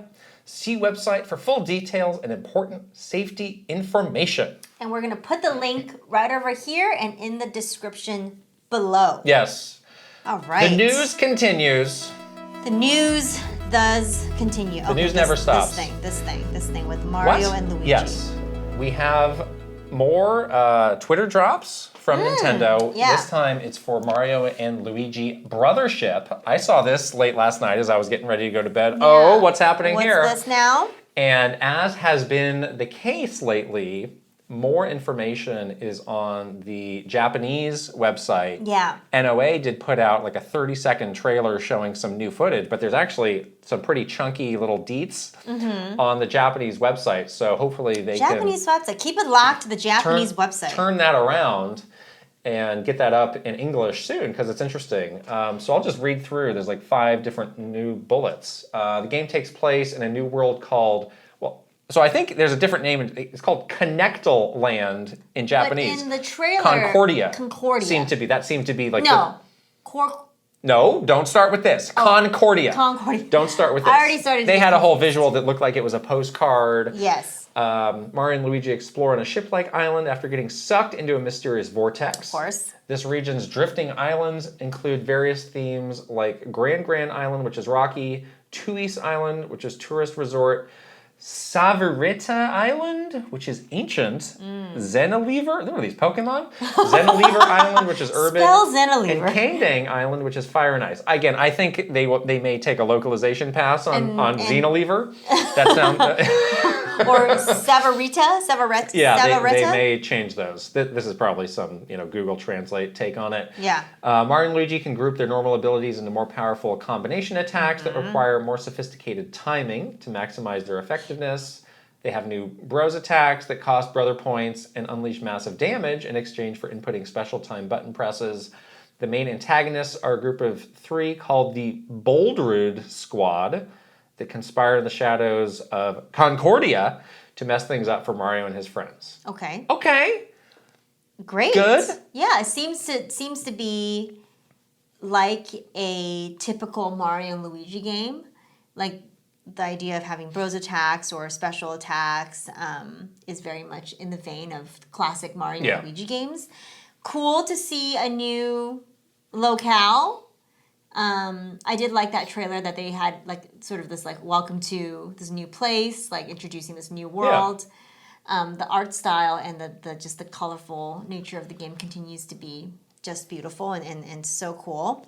So yeah, looking forward to it. Yeah, honestly, the new footage, I mean, I didn't see any major shakeups in terms of like a gameplay system. Yeah. But I mean, this game's been the series has been gone for a good while. The visuals are a huge step up, so I think there's enough there to make it not feel tired or old or anything. And these new, I'm interested to see these different locations in greater detail. It does sound like there's a good variety there. I wonder why they didn't make more of this into like a little, like they've been doing with Zelda, a bit of a more extensive video. I'm sure they'll do it later because it's too early now. Get a little loosey-goosey with some of these details lately. I mean, the game's not coming out till November. Gotta make sure that people can't just squirt this stuff out on a website. The Japanese website. Japanese websites just calling the shots these days. Calling the shots. All right. Really well, maybe we'll see what else might happen. Maybe October. Maybe later. Who knows? There might be more this week. Oh, really? Maybe. I don't need more this week. All right. Tired this week. Well, wait until our next story, which is about the Zelda timeline. This is last week. Nintendo Live happened this last weekend in conjunction, the same timing that PAX was happening. Yeah, in Sydney. Sydney, Australia. Yeah. Nintendo Live was happening. We had some of our great Patreon community there. Yes, the one and only Switching It Up _ was there. Sounded like he had a great time. Mm-hmm. But they had this new display of the updated history timeline for The Legend of Zelda. Oh boy. Shows that Tears of the Kingdom and Breath of the Wild are placed separately from past Zelda titles. So you can see... There's a line. You know, there's the split. There's the usual stuff that we've seen before with the split and the games going out that way. But then, yeah, there's a line, and it's like these two are in their own little... Universe. Bubble. Yes. So take that, online theorists. Uh-oh. Timeline hobbyists. Who's a timeline hobbyist? They're out there. Oh, man. So... Thrown for a loop, then. Maybe this is a good time to promote, for our next episode, we're having a big debate. Yes, we are. About the importance of story in Zelda games. Yeah. You are going to be arguing... on the for side. For story. I'm going to be arguing in the against side. Cons. This may have just given me some great new ammo for my arguments. Sure, go for it. Yeah, sure. Why do you think they had this here? Oh my goodness. Who twisted their arm to say we got to get this out here? I don't think anyone twisted anyone's arm. Who thought this was a good idea? I think the Australian team was just like, let's put the timeline up. Okay, that sounds great as a way to promote all the Zelda games. And well, they could have just been like, yeah, we don't really want to do that. That's drawing attention to the wrong thing, or we've had enough of this nonsense. I'm sure no one even knew about it. I think that it wasn't like they actively sought approval on this. Well, it's interesting because we were talking about, the version that's in Hyrule Historia is a little bit old. Dated. It's like 10 years-ish old at this point. Right. So it is interesting that they are finally doing the work to properly, make a call on where these fall because, people have had their own theories. And then this is the official word, obviously. Here's what I think we should do. Oh. In the next mainline 3D Zelda game, scrub the timeline. Just nuclear bomb that timeline. Well, how do you do that? You just say that is now the first game in the timeline. That didn't happen? None of these things happened. This is all a dream. Somehow Palpatine returned? Yes. Me knowing that was your favorite movie ever, that would be a move that you would be supportive of. I think we should just... Somehow the timeline was erased. Erase it. Just erase it and start from scratch. Why do you bother at this point? Gosh. It's so complicated and so convoluted. Uh-huh. Obviously, they don't have a place for these two games because they didn't think about it. That's the whole thing about this whole thing. That's the whole... conclusion of this thing is that they are not thinking about it at all. Maybe we don't need to have this debate. Sounds like a pretty open and shut case, if you ask me. No, it's not open and shut, but I'm going to tell you how to make it better in this debate. But I think that's what they should do. Oh, in the debate. Is that your teaser for next week? Yeah. All right. Seems like Nintendo Live was a good time. They had Charles Martinet giving life lessons. I appreciated that. That looked fun. Yeah. No, good. Looked like a lot of the same stuff. Europe. Time for you to take on this great challenge. Get off the bank of holiday. Nintendo Live. Yeah, seriously, maybe do a thing. Yeah. Last story is some breaking news from this morning, which is quite surprising. Concord, the PlayStation and also on PC game, has gone offline. It's been in the market for 2 weeks. It's been out for very little time. Yeah. And people were talking about how low the numbers for it have been, the player numbers, and just kind of wondering, gosh, how is Sony feeling about this? What are they going to do? Well, now we know. Yeah. So the dev team put out this PlayStation blog post, which I'll just read from. Many qualities of the Concord experience resonated with players, but we also recognize that other aspects of the game and our initial launch didn't land the way we'd intended. Therefore, at this time, we have decided to take the game offline beginning September 6th and explore options, including those that will better reach our players.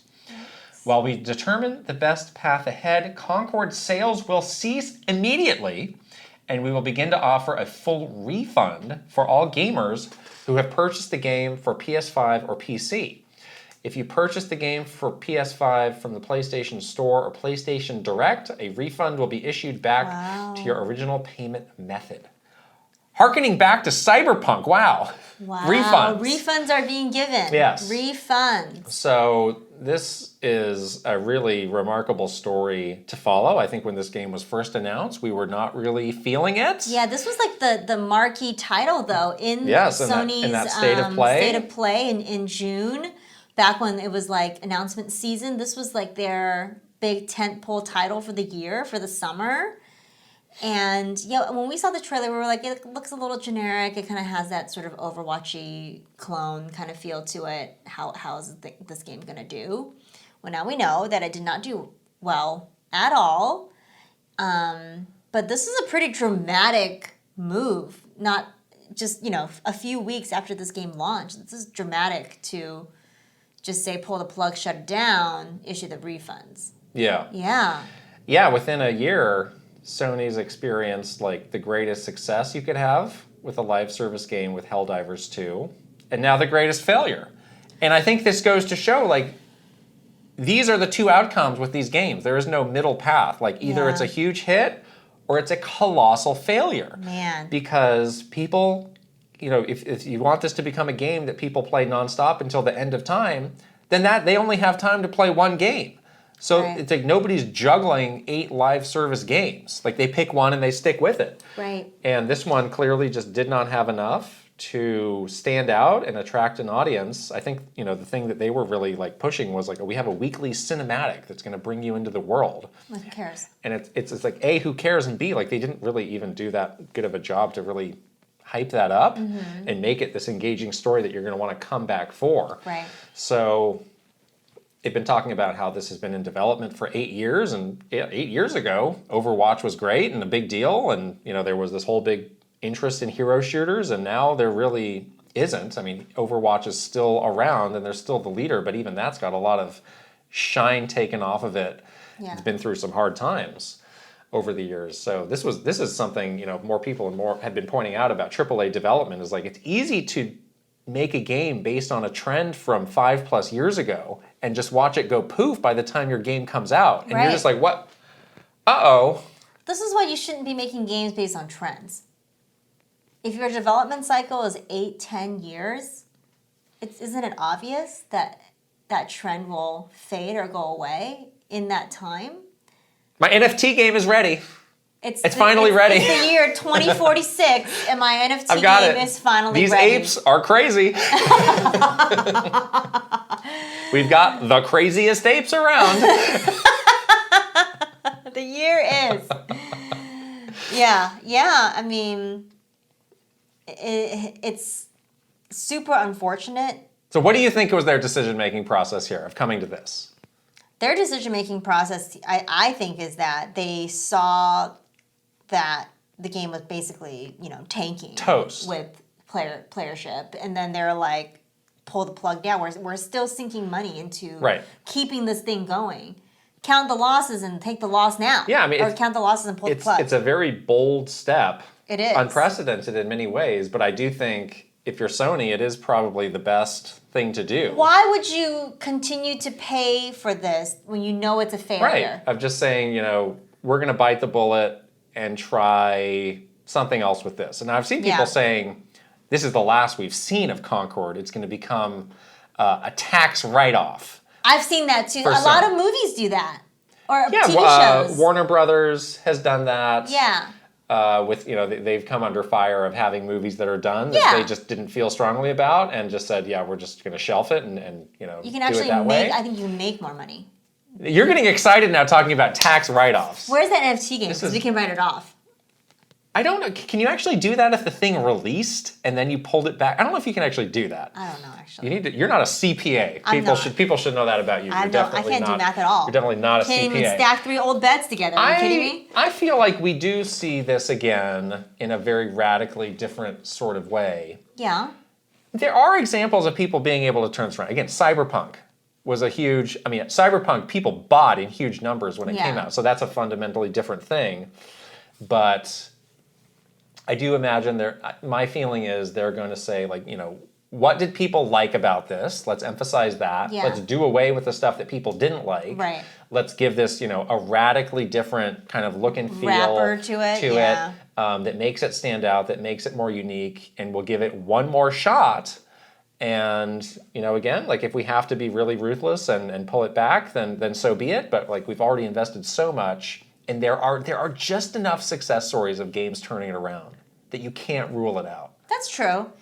Yeah, they really need to try, I think, to do something, because this was like their big summer game. Right. And now they're back once more to having sort of, well, they have Astrobot. Yes, they do have Astrobot. People are still playing Helldivers. People are still loving Helldivers. Yeah. So they do have maybe like a little bit of confidence of like, okay, we have some other stuff going on, so let's pull this back now. Right. While we can. But we have also talked about how they're playing this very dangerous game with these major investments, and people said this is one of the this game costs over $100 million to make. Oh my gosh. So and that up to this point they have not had one of these things blow up in their face. Well, now they have. This completely, you know, Wile E. Coyote style, like lighten up the cigar that's actually dynamite, blew up right in their face. So how does this impact the larger Sony development organization? Are they going to say like, all right, now we're becoming more risk averse with this stuff. Like we can't do this anymore. Can they just stop doing the live service stuff? Well, hopefully that's a lesson they learn too. Because they keep saying that they want to do more, and I'm like, you should do less. This is so risky. Yeah, and then, you know, they also own Bungie, who's doing Destiny, and that's been really rocky for them. So, like, stop sinking money into these things that clearly are not working for you. One would think that this is enough for them to get off of that. Yeah, they need to get off of that. I don't know. Again, all it takes is some executive to be like, hey, you see that Fortnite? That looks big. Do one of those. Make me a Fortnite. Push the Fortnite button. You know?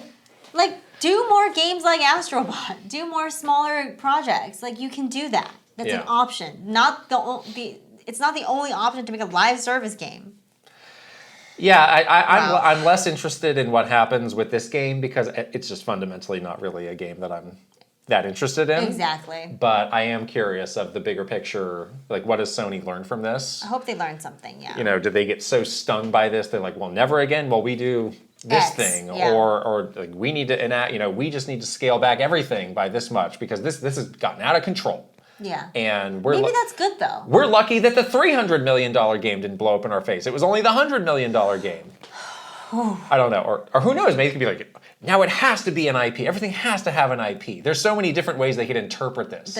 And some panic. And some are more healthy than others. Yeah. There's a lot of spiraling you can do here. Yeah. Endless spiraling. We need the steady hand of Jim Ryan to come back and get things back on track. Oh, he's gone. Bring him back. He's working on the FT game, 2024 or 2046. Jimmy! We need you. Jimmy! Jimmy! Wow. Wow. Poor Sony. Amazing. At least Astrobot is coming. That's promising. That's going to be great. I think that's going to do really well for them. I think it's going to be that'll wash, because the reviews for Astrobot have not hit yet. So by tomorrow or whenever those reviews hit. This is a good time for putting out this statement. This is a good, they did a good job. Good communications strategy. It's a very good comm strategy. Now they're going to get we'll endure 24 hours of pain and then move people right off it with this hot new game. Yeah, exactly. It's okay. Yeah. It's okay. Deep breath. Yes. That's the news. Yes. Wow. Now we're going to switch over to our great panel from PAX, which is going to be our big story time for the episode today. Also Zelda related. Zelda related, PAX related, really fun story with Mr. Aonuma. Let's play it now. Right? Okay, are we ready for story time? Yeah, let's do it. Yes. Story time. Yes. So, yes, we want to tell the story of this very cool comic book. Who knows about this? Does anybody know about this? Has anybody read this? Wow. One person? A couple people? See, this is why this is cool. Yes. Because we can talk about it now. Right. So, you know, I came into the industry when I was working at a pretty small PR agency that focused on games. And like one of the things that I kind of set out to do was like, I've got this opportunity now as somebody who's in the industry to find people that I admired or find people that I thought were really interesting or cool and try and like strike up, a conversation or a relationship with them.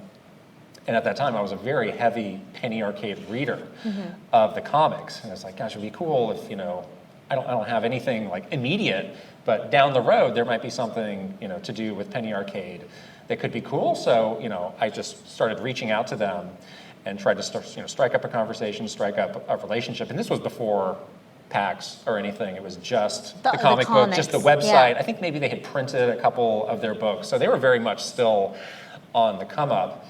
And I got a response from a guy named Robert Koo, if anybody knows that name.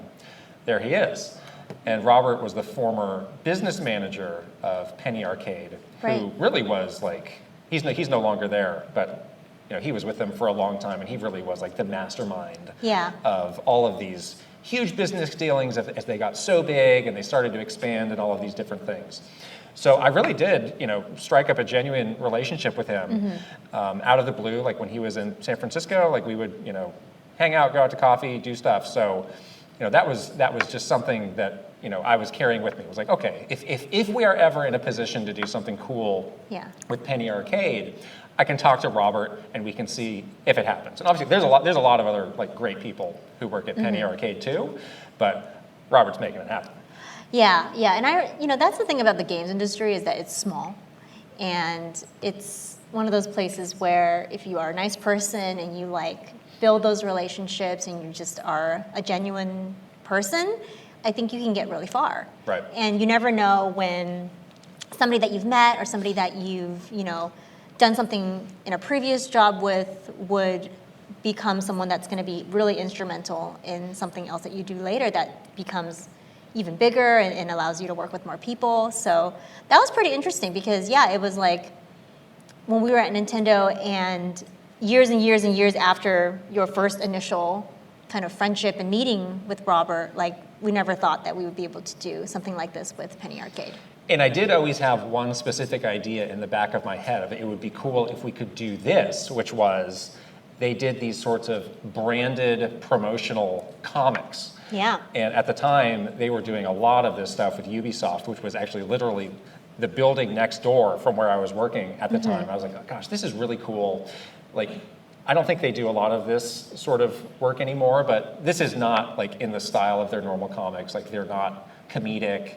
Those characters are not in it. It's told, from the point of view of the story with those characters, very serious, very dramatic, like or matching whatever tone those games have. I was like, this is really neat. I love the artwork, like the storytelling they're doing is so good. They're so talented. At the time, I wasn't working on anything that was like small fry stuff. Like there was nothing that would justify this. Right. But I always had that in the back of my mind of like, this would be really cool if I ever had the right opportunity.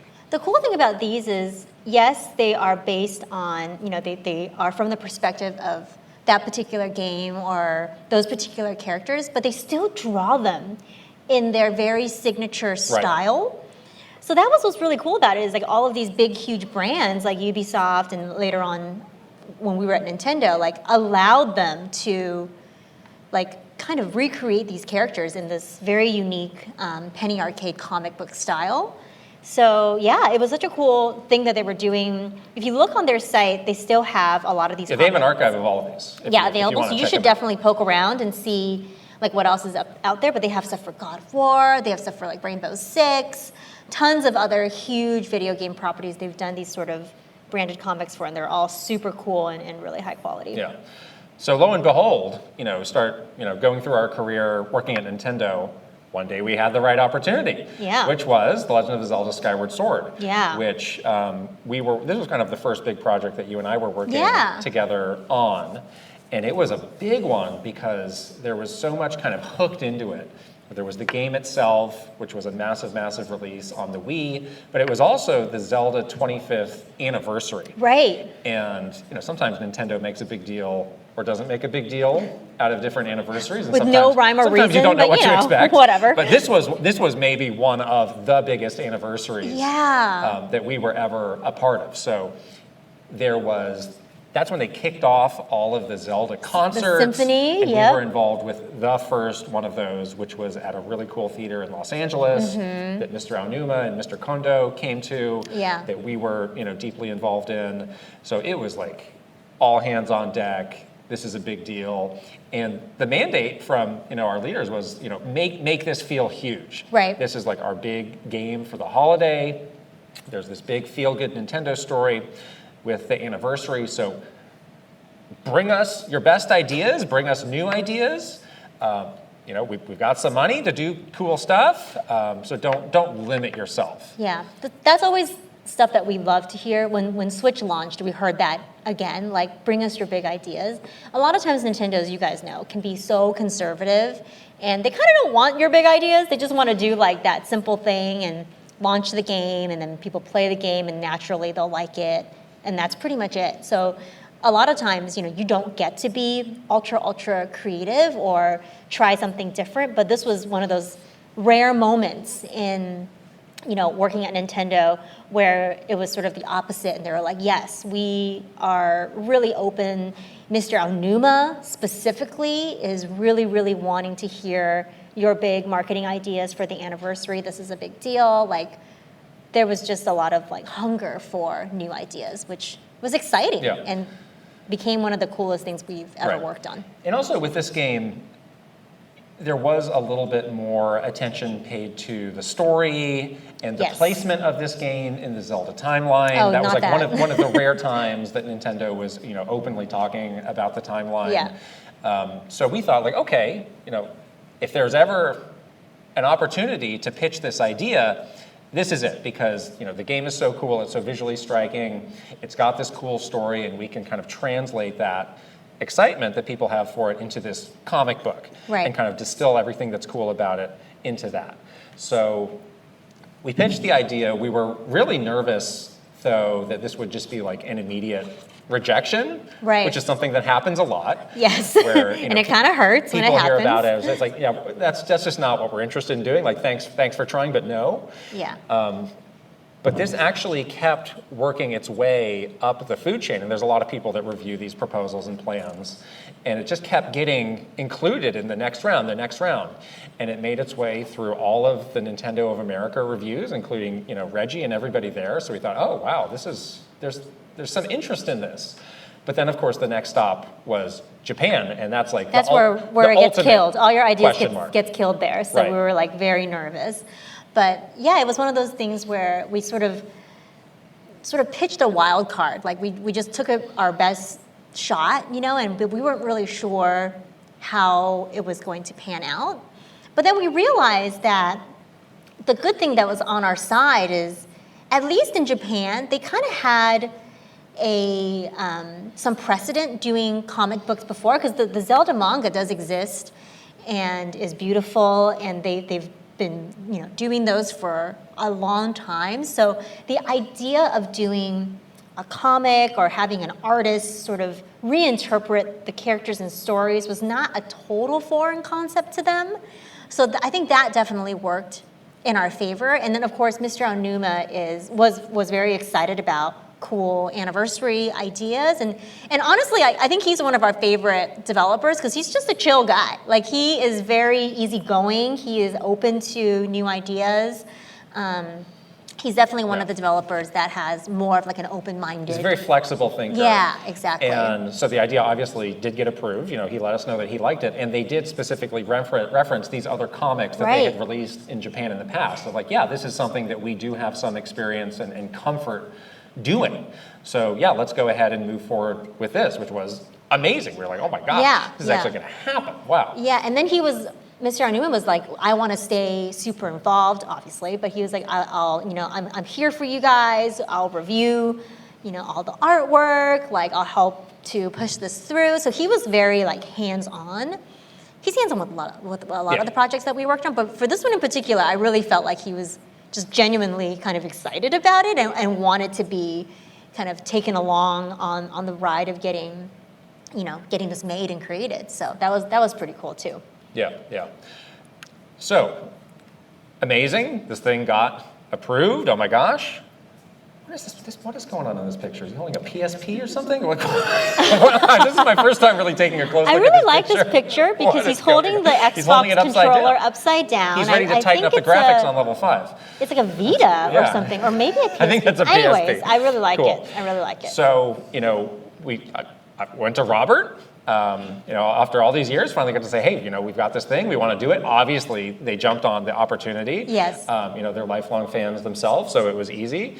Working with Mike and Jerry, they were just super, they were very grateful to have this opportunity because I think they understood how rare this was. They're just in Nintendo's backyard too. They know people from Nintendo.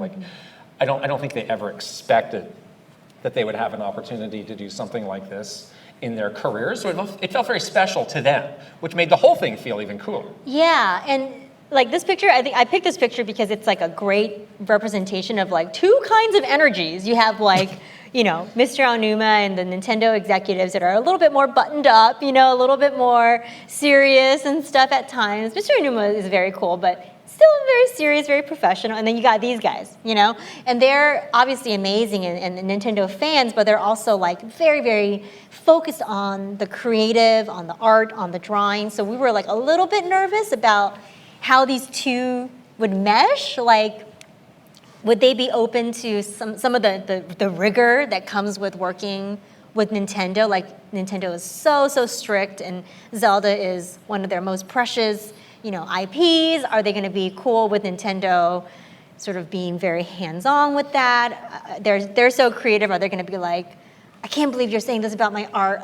I hate you, So we were a little bit nervous about that and how that working relationship was going to work. But we didn't have to be because it was great. The two teams were able to collaborate so well together, and they had such a mutual respect. And again, like you were saying, they were just so grateful and excited to work on this. They really sort of bent over backwards to do everything right, really respect the Nintendo characters, and it was kind of amazing to see the two creative teams working together, Yeah, and that was part of, what we were conveying to the teams in Japan was they have their own style. Mm-hmm. If they do this, they're going to do it in that style. Obviously, it won't be, a 3-panel funny comic. It'll be true to the spirit of the game, and they were totally comfortable with that. So it was very cool to see that art style translating over to that. And, we never gave them a super strict brief on the project. We definitely gave them all of the factual material on the game, gave them some background on the story because we definitely wanted to see that conveyed. But it was never all right, panel 1 needs to be this, panel 2 needs to be this. Yeah. There was a lot of trust given to them that if we just give them the broad strokes, they'll come back with something neat. Right. And I think that was the right move because they have a lot of experience doing this, and we wanted to work with them because they have that creativity and expertise, and it was great to see Japan kind of jumping on board with that as well. And you can see from some of these panels how different the art style was from anything kind of out there at the time, and even now for Zelda. It was a pretty interesting process.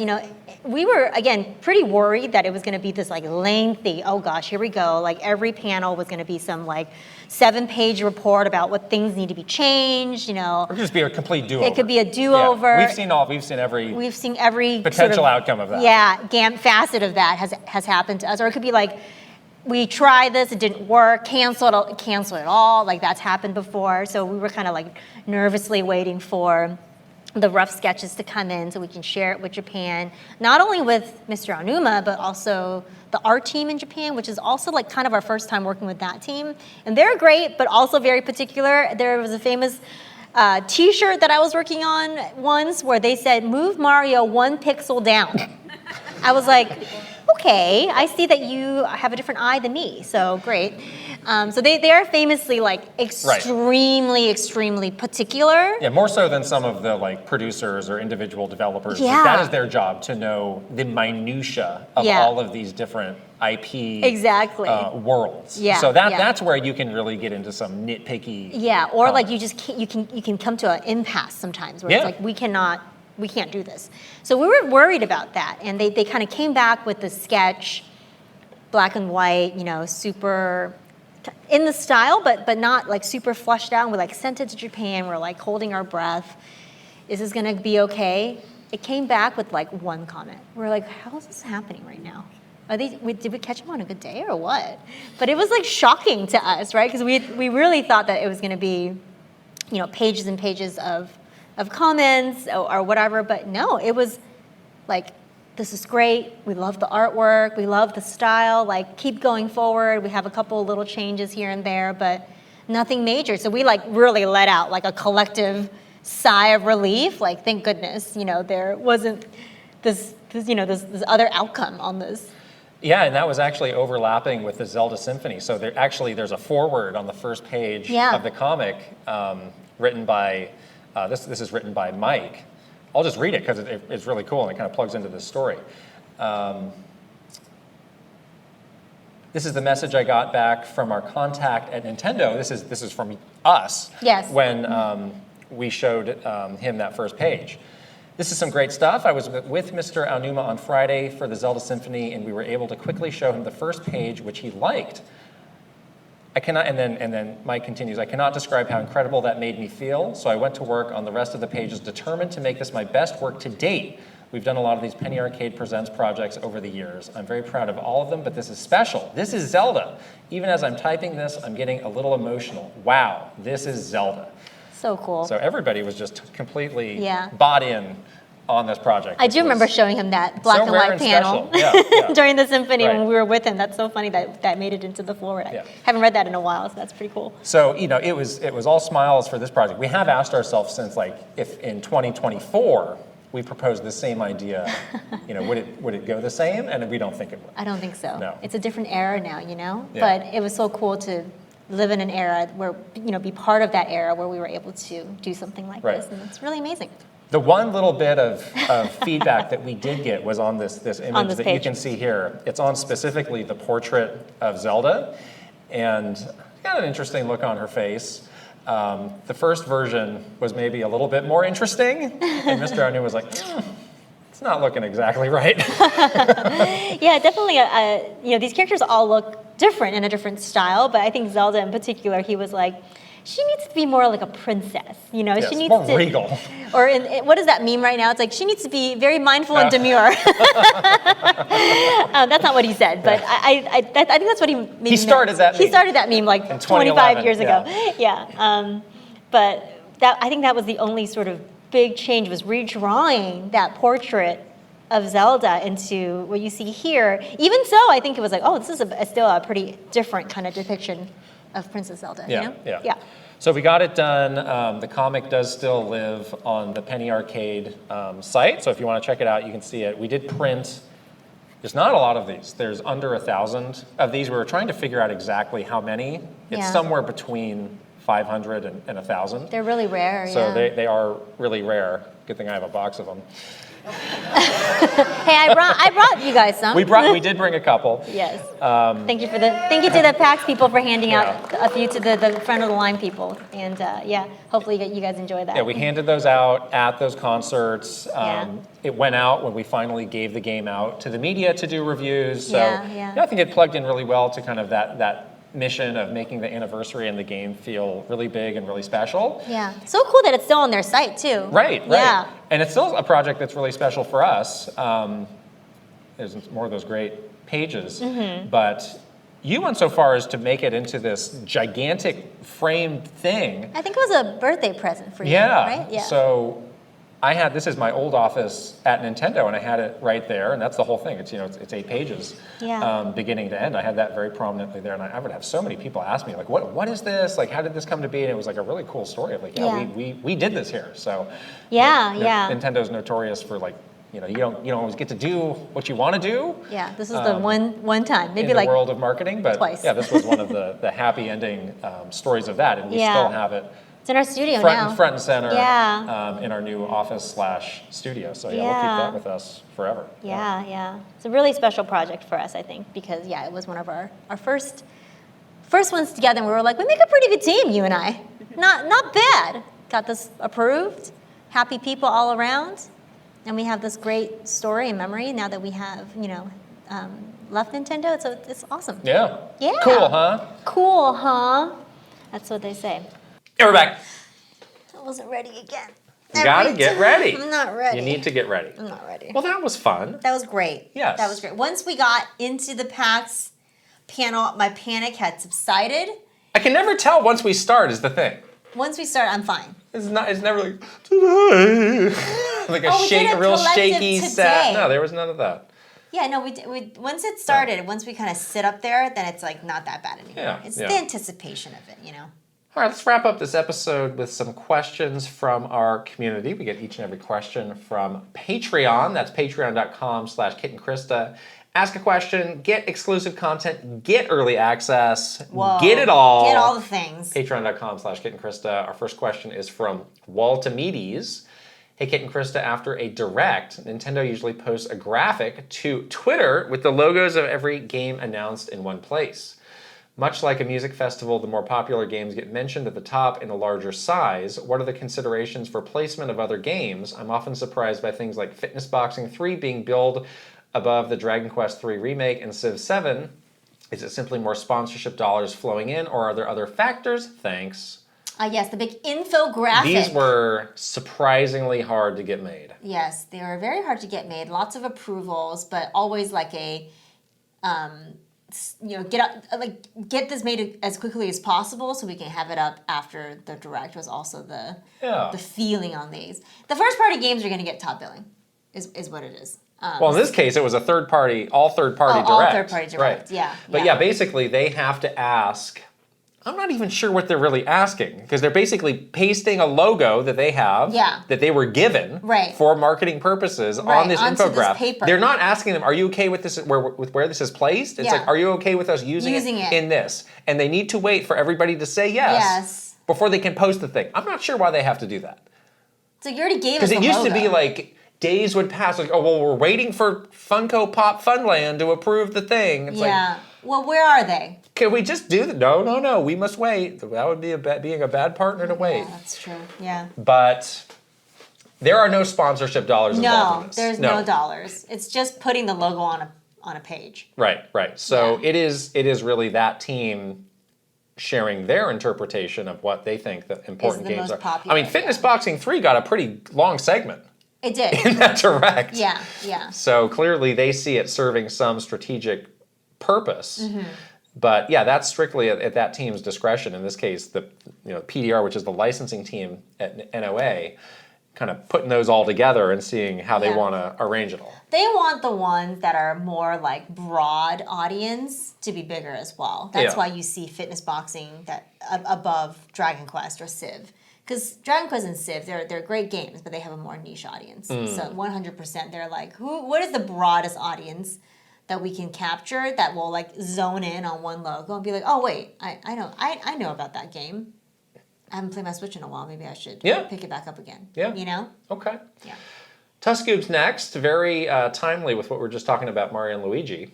In a similar move to what we saw earlier this year in January before the February Partner Direct, Nintendo has seemingly ripped a bunch of first-party announcements and trailers out to do some kind of Twitter Direct after the August Partner, like trailers for Splatoon, Echoes of Wisdom, Super Mario Party Jamboree, and now Mario and Luigi. Yeah. Why do you think they would do this once again instead of packaging it with the Direct they just did? Thank you for your insight. Yeah, the first-party stuff, it is kind of hit or miss. It's like, do they feel like they have enough content to have a first-party Direct? The answer is very clear to me. They were not going to be announcing any new games. And if you have a Direct where you're not announcing any new first-party games, it's going to get a big fat thumbs down. They're not going to do it. They're not going to let you do it. Right. So clearly they don't have enough new news. We talked about this last week. They are feeling fine standing pat with these being the games that are announced now. Mm-hmm. So I think that in that case, that is the right move, because people will throw tomatoes at a Direct that has no new announcements, regardless of how great these new games and these new updates look. They want new games. Mm-hmm. That's what people come for. So do the Partner Direct, have some new games there. The expectation for that is always going to be a little bit lower. And clearly they have some master plan for when they will resume announcing new games. Yeah, and they're not going to put the first-party stuff in with the third-party stuff because that just overshadows the third-party stuff. Right. So that's just something that is, focused on the third-party indie world. They want to keep that separate because they know any of the first-party stuff that they do will completely overshadow that. I don't hate the Twitter announcements, to be honest. I know you don't like them. I don't like them. Why? It just feels anticlimactic, I guess. Like, it feels like a first-party release is an exciting thing that deserves more, attention. So. There's 14 million people that follow that account. Fine. So what's the problem? I don't know. It just feels kind of lazy to me. Okay. I do like the Echoes of Wisdom trailers they've been doing, though. Those 6-minute trailers. Yeah. Those 2. Yeah, it's nice. Those were fantastic. Mm-hmm. I did not like the 30-second trailer for Mario Party. But why was that 30 seconds? I think it's... Even the commercial was a minute long for Echoes of Wisdom. Of the twins. The Doublemint twins. And they had twin dogs, too. The McDonald commercial was longer than the... Yeah, I feel like if they have substantial, overview-type trailers, that is better than just, a Twitter drop. Yeah. That feels more significant to me. So if you're coupling that with, showing more gameplay footage, showing more whatever info, that's fine. But if it's just some little screenshot or a GIF on Twitter, it's why bother? Why are you so lazy? Why bother? Duel of Zillimer's next. Hi, Kit and Krysta. You mentioned in earlier episodes that sometimes you would get very strict previews of games for marketing purposes. I am wondering, how far out from release do you get to see these games from launch? Have you ever gotten to see a beta or even alpha version of a game you were working on to help your team understand the, quote, concept? How polished would they develop a game before they show anyone anything? So we usually saw games, what? Those games were basically done when we would see them. Yeah, pretty much. I might be, you have to jump around on a dev menu to get certain places, do certain things. But the structure of the game is done. The way it looks, pretty much done. Yeah. They were using a dev version, but it was not we're not sure what we're really doing here. Yeah, this thing's don't worry about this, we're going to fix that. The timing, too, was 3 to 4 months before launch, So usually. basically done. Yeah, so it's not super, super far in advance. They had no reason to show alpha or beta games to that group because, there's 100 plus people who were seeing it. They're not going to all understand the nuances of this game's really early. It's they need to see something that represents the final game. Yeah. So they know what they're working with and what they need to talk about. So there was not... Now, when we would go to Japan, sometimes we would get, for a smaller group, it's all right, we've arranged for a half day of these developers to come in and show you what they've got. Yeah. Those were often in very different states of completion because there was just more of comfort level of, all right, you guys understand this is not what it's going to look like when the thing comes out, but that was for 5 people. Yes. Not 100 people. Yeah. Yeah, and that was different. Yeah, that was a different right. The partnerships intern does not need to see the alpha version to get the logo on the Go-Gurt. Yeah. You don't need that. To slap a logo on a Lunchable, you don't need to see the alpha version of Tears of the Kingdom, actually. Yeah. We definitely talked to the developers a lot too, throughout with in terms of understanding the concepts and stuff behind these games. You don't really need to see. A lot of times we would hear about a game and know of its existence, but then there might often be a long wait before we actually see the thing. Yeah, exactly. Ninja 11 is next. Hi, Kit and Krysta. I was wondering if you knew what Nintendo and the Pokemon Company's mobile games took away from dev time for console games. A lot of Nintendo's live service games die off quietly a few months or years after release, but Fire Emblem Heroes, on the other hand, is still going. And the Fire Emblem console games are still releasing at a usual rate. On the other hand, there haven't been a whole lot of new Pokemon console game spin-offs, but there have been a whole lot of mobile games that frequently get updates like Masters, Unite Cafe, etc. The Switch generation was definitely amazing, but the lack of new Pokemon spin-offs is definitely felt. So the question is, are these mobile games being made at the expense of new console games? No. Completely separate teams, actually, so... Yeah, they're not being made at the expense of console games, but I think it's what this game concept, does it do better in a mobile format? You know, that could be the consideration in terms of like, what are we? Do we think we can get more people interested in Pokemon by doing a mobile game, or do you think we can get more people interested in Pokemon by porting over a spinoff or making a spinoff? I agree with you that it is not coming at the expense of the console games, but I also wouldn't say that the impact is zero. For example, the wonderful, legendary Hideki Kono is now on this island overseeing these mobile games. That's one of your best, most established developers who is now taken away from making games for console games. I remember when Pocket Camp was being made, it was like we're working very closely with the Animal Crossing team to ensure the yada yada yada. Yeah, that's true. And it's like, okay, that is time. They are devoting time. It's again they were making New Horizons at the same time, so it's not like they weren't doing it, but that is some amount of energy that they are having to redirect. But it's not like so much energy that it's like, but it's also not cancel the spin-off because we got to consult on this mobile game. Right, but it's not zero. It's not zero. Right, but yeah, I think, to the question about Pokemon games, I think they have other reasons for not wanting to do those or to refocus the resources on mobile. Exactly. Yeah. That Connor guy asks, hi Kit and Krysta, with the recent launch of Emio, there's been some talk about how this technically isn't the third game in the Famicom Detective Club series. The third game, The Past That Disappeared in the Snow, was on the Satellaview service. Oh. There's other Satellaview games and content that Nintendo seems to ignore from their series histories. Any idea why this is? The Satellaview? Yeah. I did not have that. No. Yeah, it's interesting because on one hand you could say, well, that's too obscure. Like, if they put it out, people aren't going to fully understand like what this is.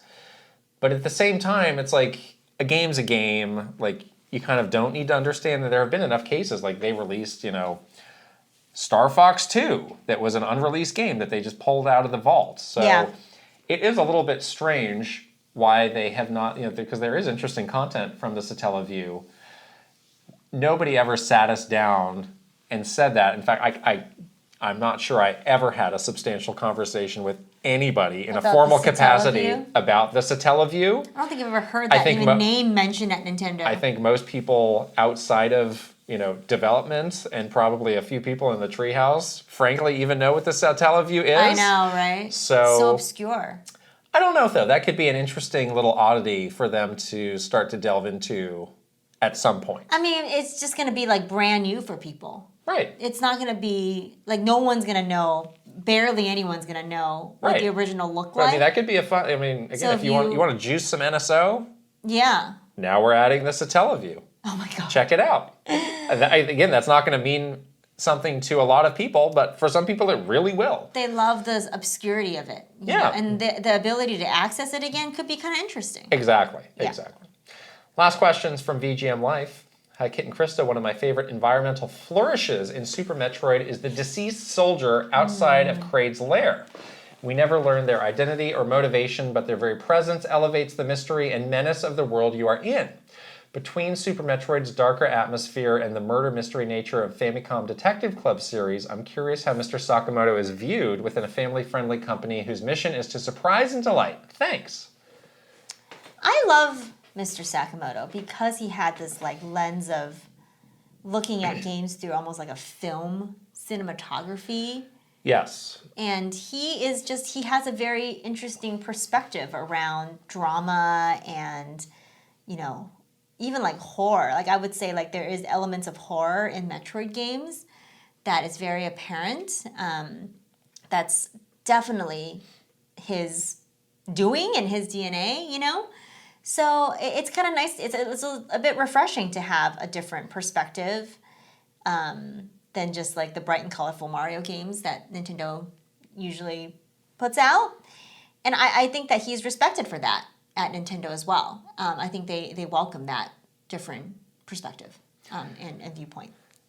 Yeah, they did ask the developer about Emio, where he mentioned his interest in kind of older Italian horror movies, which is actually not the first time I've heard him talk about that. He did a GDC talk around 2010 or so that I think was for Tomodachi Life, where he went into much greater detail about his passion for older Italian horrors. And like there are specific directors that I think it was Dario Argento, I think was one. There's a couple. Like this stuff is out there. Like if you want to look it up, and he speaks in great depth. He's very passionate about it. But yeah, his approach to things is a little bit different. His influences are a little bit different, and he really lets those shine through. There are exceptions. Tomodachi Life. I mean, everybody is has not different styled facets, like an Italian horror movie like everybody has different from the 70s. Yeah. But and again, even though Metroid is not a big series in Japan like it is here, he's given a lot of respect over there. People definitely, put him in the same regard as that whole generation of really classic Nintendo developers with Mr. Tezuka, Mr. Miyamoto, all Mr. Tanabe, all of the others. Mm-hmm. So he's not like put to the side of like, he's the odd duck. Like, no, he's definitely embraced and loved and very respected, highly respected, very respected amongst all of the others, which is great to see. And very very glad that he's able to have this big. He doesn't release games. Maybe that's just my perception, but it feels like his games are a bit more infrequent versus some of those other developers. So it's nice for him to have something as he gets deeper and deeper into his career. Yeah, exactly. Them's the questions. Wow. And them's the answers. Monster episode. Wow. A lot going on today. Okay, let's shout out some wonderful Patreon community members with our final boss, Aaron Hash. There's Aaron Hash. Aaron Hash was also the spirit of Aaron Hash came with us to PAX. I was going to say he was there with us. Very portable.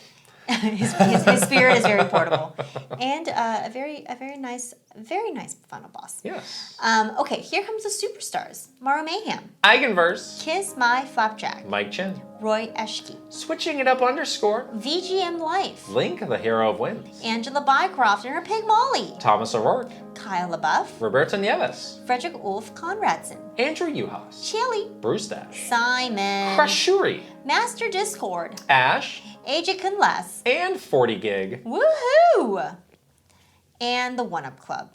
Aaron Burgundy, thank you for coming to PAX. Ale Alejandro. Astrodev. Awesome 46. Bad Moon Horizon. Bates. Benji B. Big N Gamer with a Y. Bookem Dano. Bookishly Fab. Brandon Kavapil. Brent Dennison. Brooke Obscura. Brovac Novak. Cameron. Chadir. Chelly Squirrel. Chris Cube. Crispy Saurus. Christopher Lay. Christopher Thompson. Captain Alex. Christabel. C Roper 17. Dachshund. Doinko. Elite Peach. Espars 50. Fartpree 69. Fairbound. Fernie and Just Forever. Fox Deploy. Garth the Wolf. Gartooth. Guilty Phoenix 42. Happy Sloth. In Space Khalil. Iris Marin. Jay Rando. Jack Hovick. Jesse Hernandez. Jeffrey Hernandez. Joe Encarnacion. Jonathan Rowe. Jordan Collette. Jordan Hemmerling. Joshua Clements. Juji Fruit. Justin Lemminger. Kawa 2796. Keith Kwan. Kevin Delane. Kilo Kibo. Christorati Elf. Christopia Party With Me. Kyle Gamer Berry Rookie. Kyle Kretzer. Lazy Cat for Coffee. Lex. Link 9898. Lit. Luigi 53. Lynn. Macho Potato. Mad Dog 5981. Magnificent Easy G plus Callie Marie. Marky Man 64. Mario Man 392. Mecha Dragon 101. Megan. Michael Craven. Mikey. Mr. Ryan 07. Motomania. Mr. Andy Pong. Mr. Beans and Dip. MSM Poke Gamer. My Tran. Nasir. Nathan Burkhart. Naif E. Ninja 11. Bangy. Paul. Paul Gale Network. Patrice Millette. Prime Factor. Prince Charmless. Reaver. Raintech. Record Rumble. Ryuji Utsuho Oku. Wrath 1. Rob. Romsky 113. Rocks. Rianetta. Sakura Sky. Sharif Jackson. Shinryu. Schmiggles. Slowbro. Snazzle. Spacey Poo. Spicy Munchkin. Steel Citron. Pseudo Priest. Tales of Link. Tay 120 and 64. Teal Fox 64. The Keggers. The Shark Among Men. Thomas Alvarez. Three Rivers. Timmy D. Torcheeks. Totally Joed. Travis Torline. Trajawi. Tugs Puppy Bear. Tusku. Tyler Geis. Video Game Stupid. Vidge Mictor. Viridian. Virtual Bot. Weeb Kingdom. WG Grizzy. Wayu. Wicked Davy. Will Johnson. Zelgaroth. Zapati. And Zride. Shout out to Aaron Burgundy, who heeded God. the call to attend the PAX panel. Aaron Burgundy and was waiting for you. And your entire family. You're Said, "I'm just here." lovely. I love seeing these kids every year get taller and taller. They're all taller than me now. Aaron Burgundy has been the first person on this shout out since day one. And he never fails. So I'm shouting him out again. Way to go, Aaron Burgundy. Amazing person. Yes. Kudos to you and your whole family. Aaron Burgundy. Okay. All right. Please join us on patreon.com/Kit and Krysta. That is what keeps all of this going. But you get some cool stuff too, like early access. You get bonus Q&As. You get behind the scenes. What don't you get? What don't you get? Yeah. You get a lot of Said stuff. another way, what don't you get? That was a phrase people used to like. Said another way? Yeah. Said another way was the meanest phrase. It's like, yeah, I got it the first time, but sure.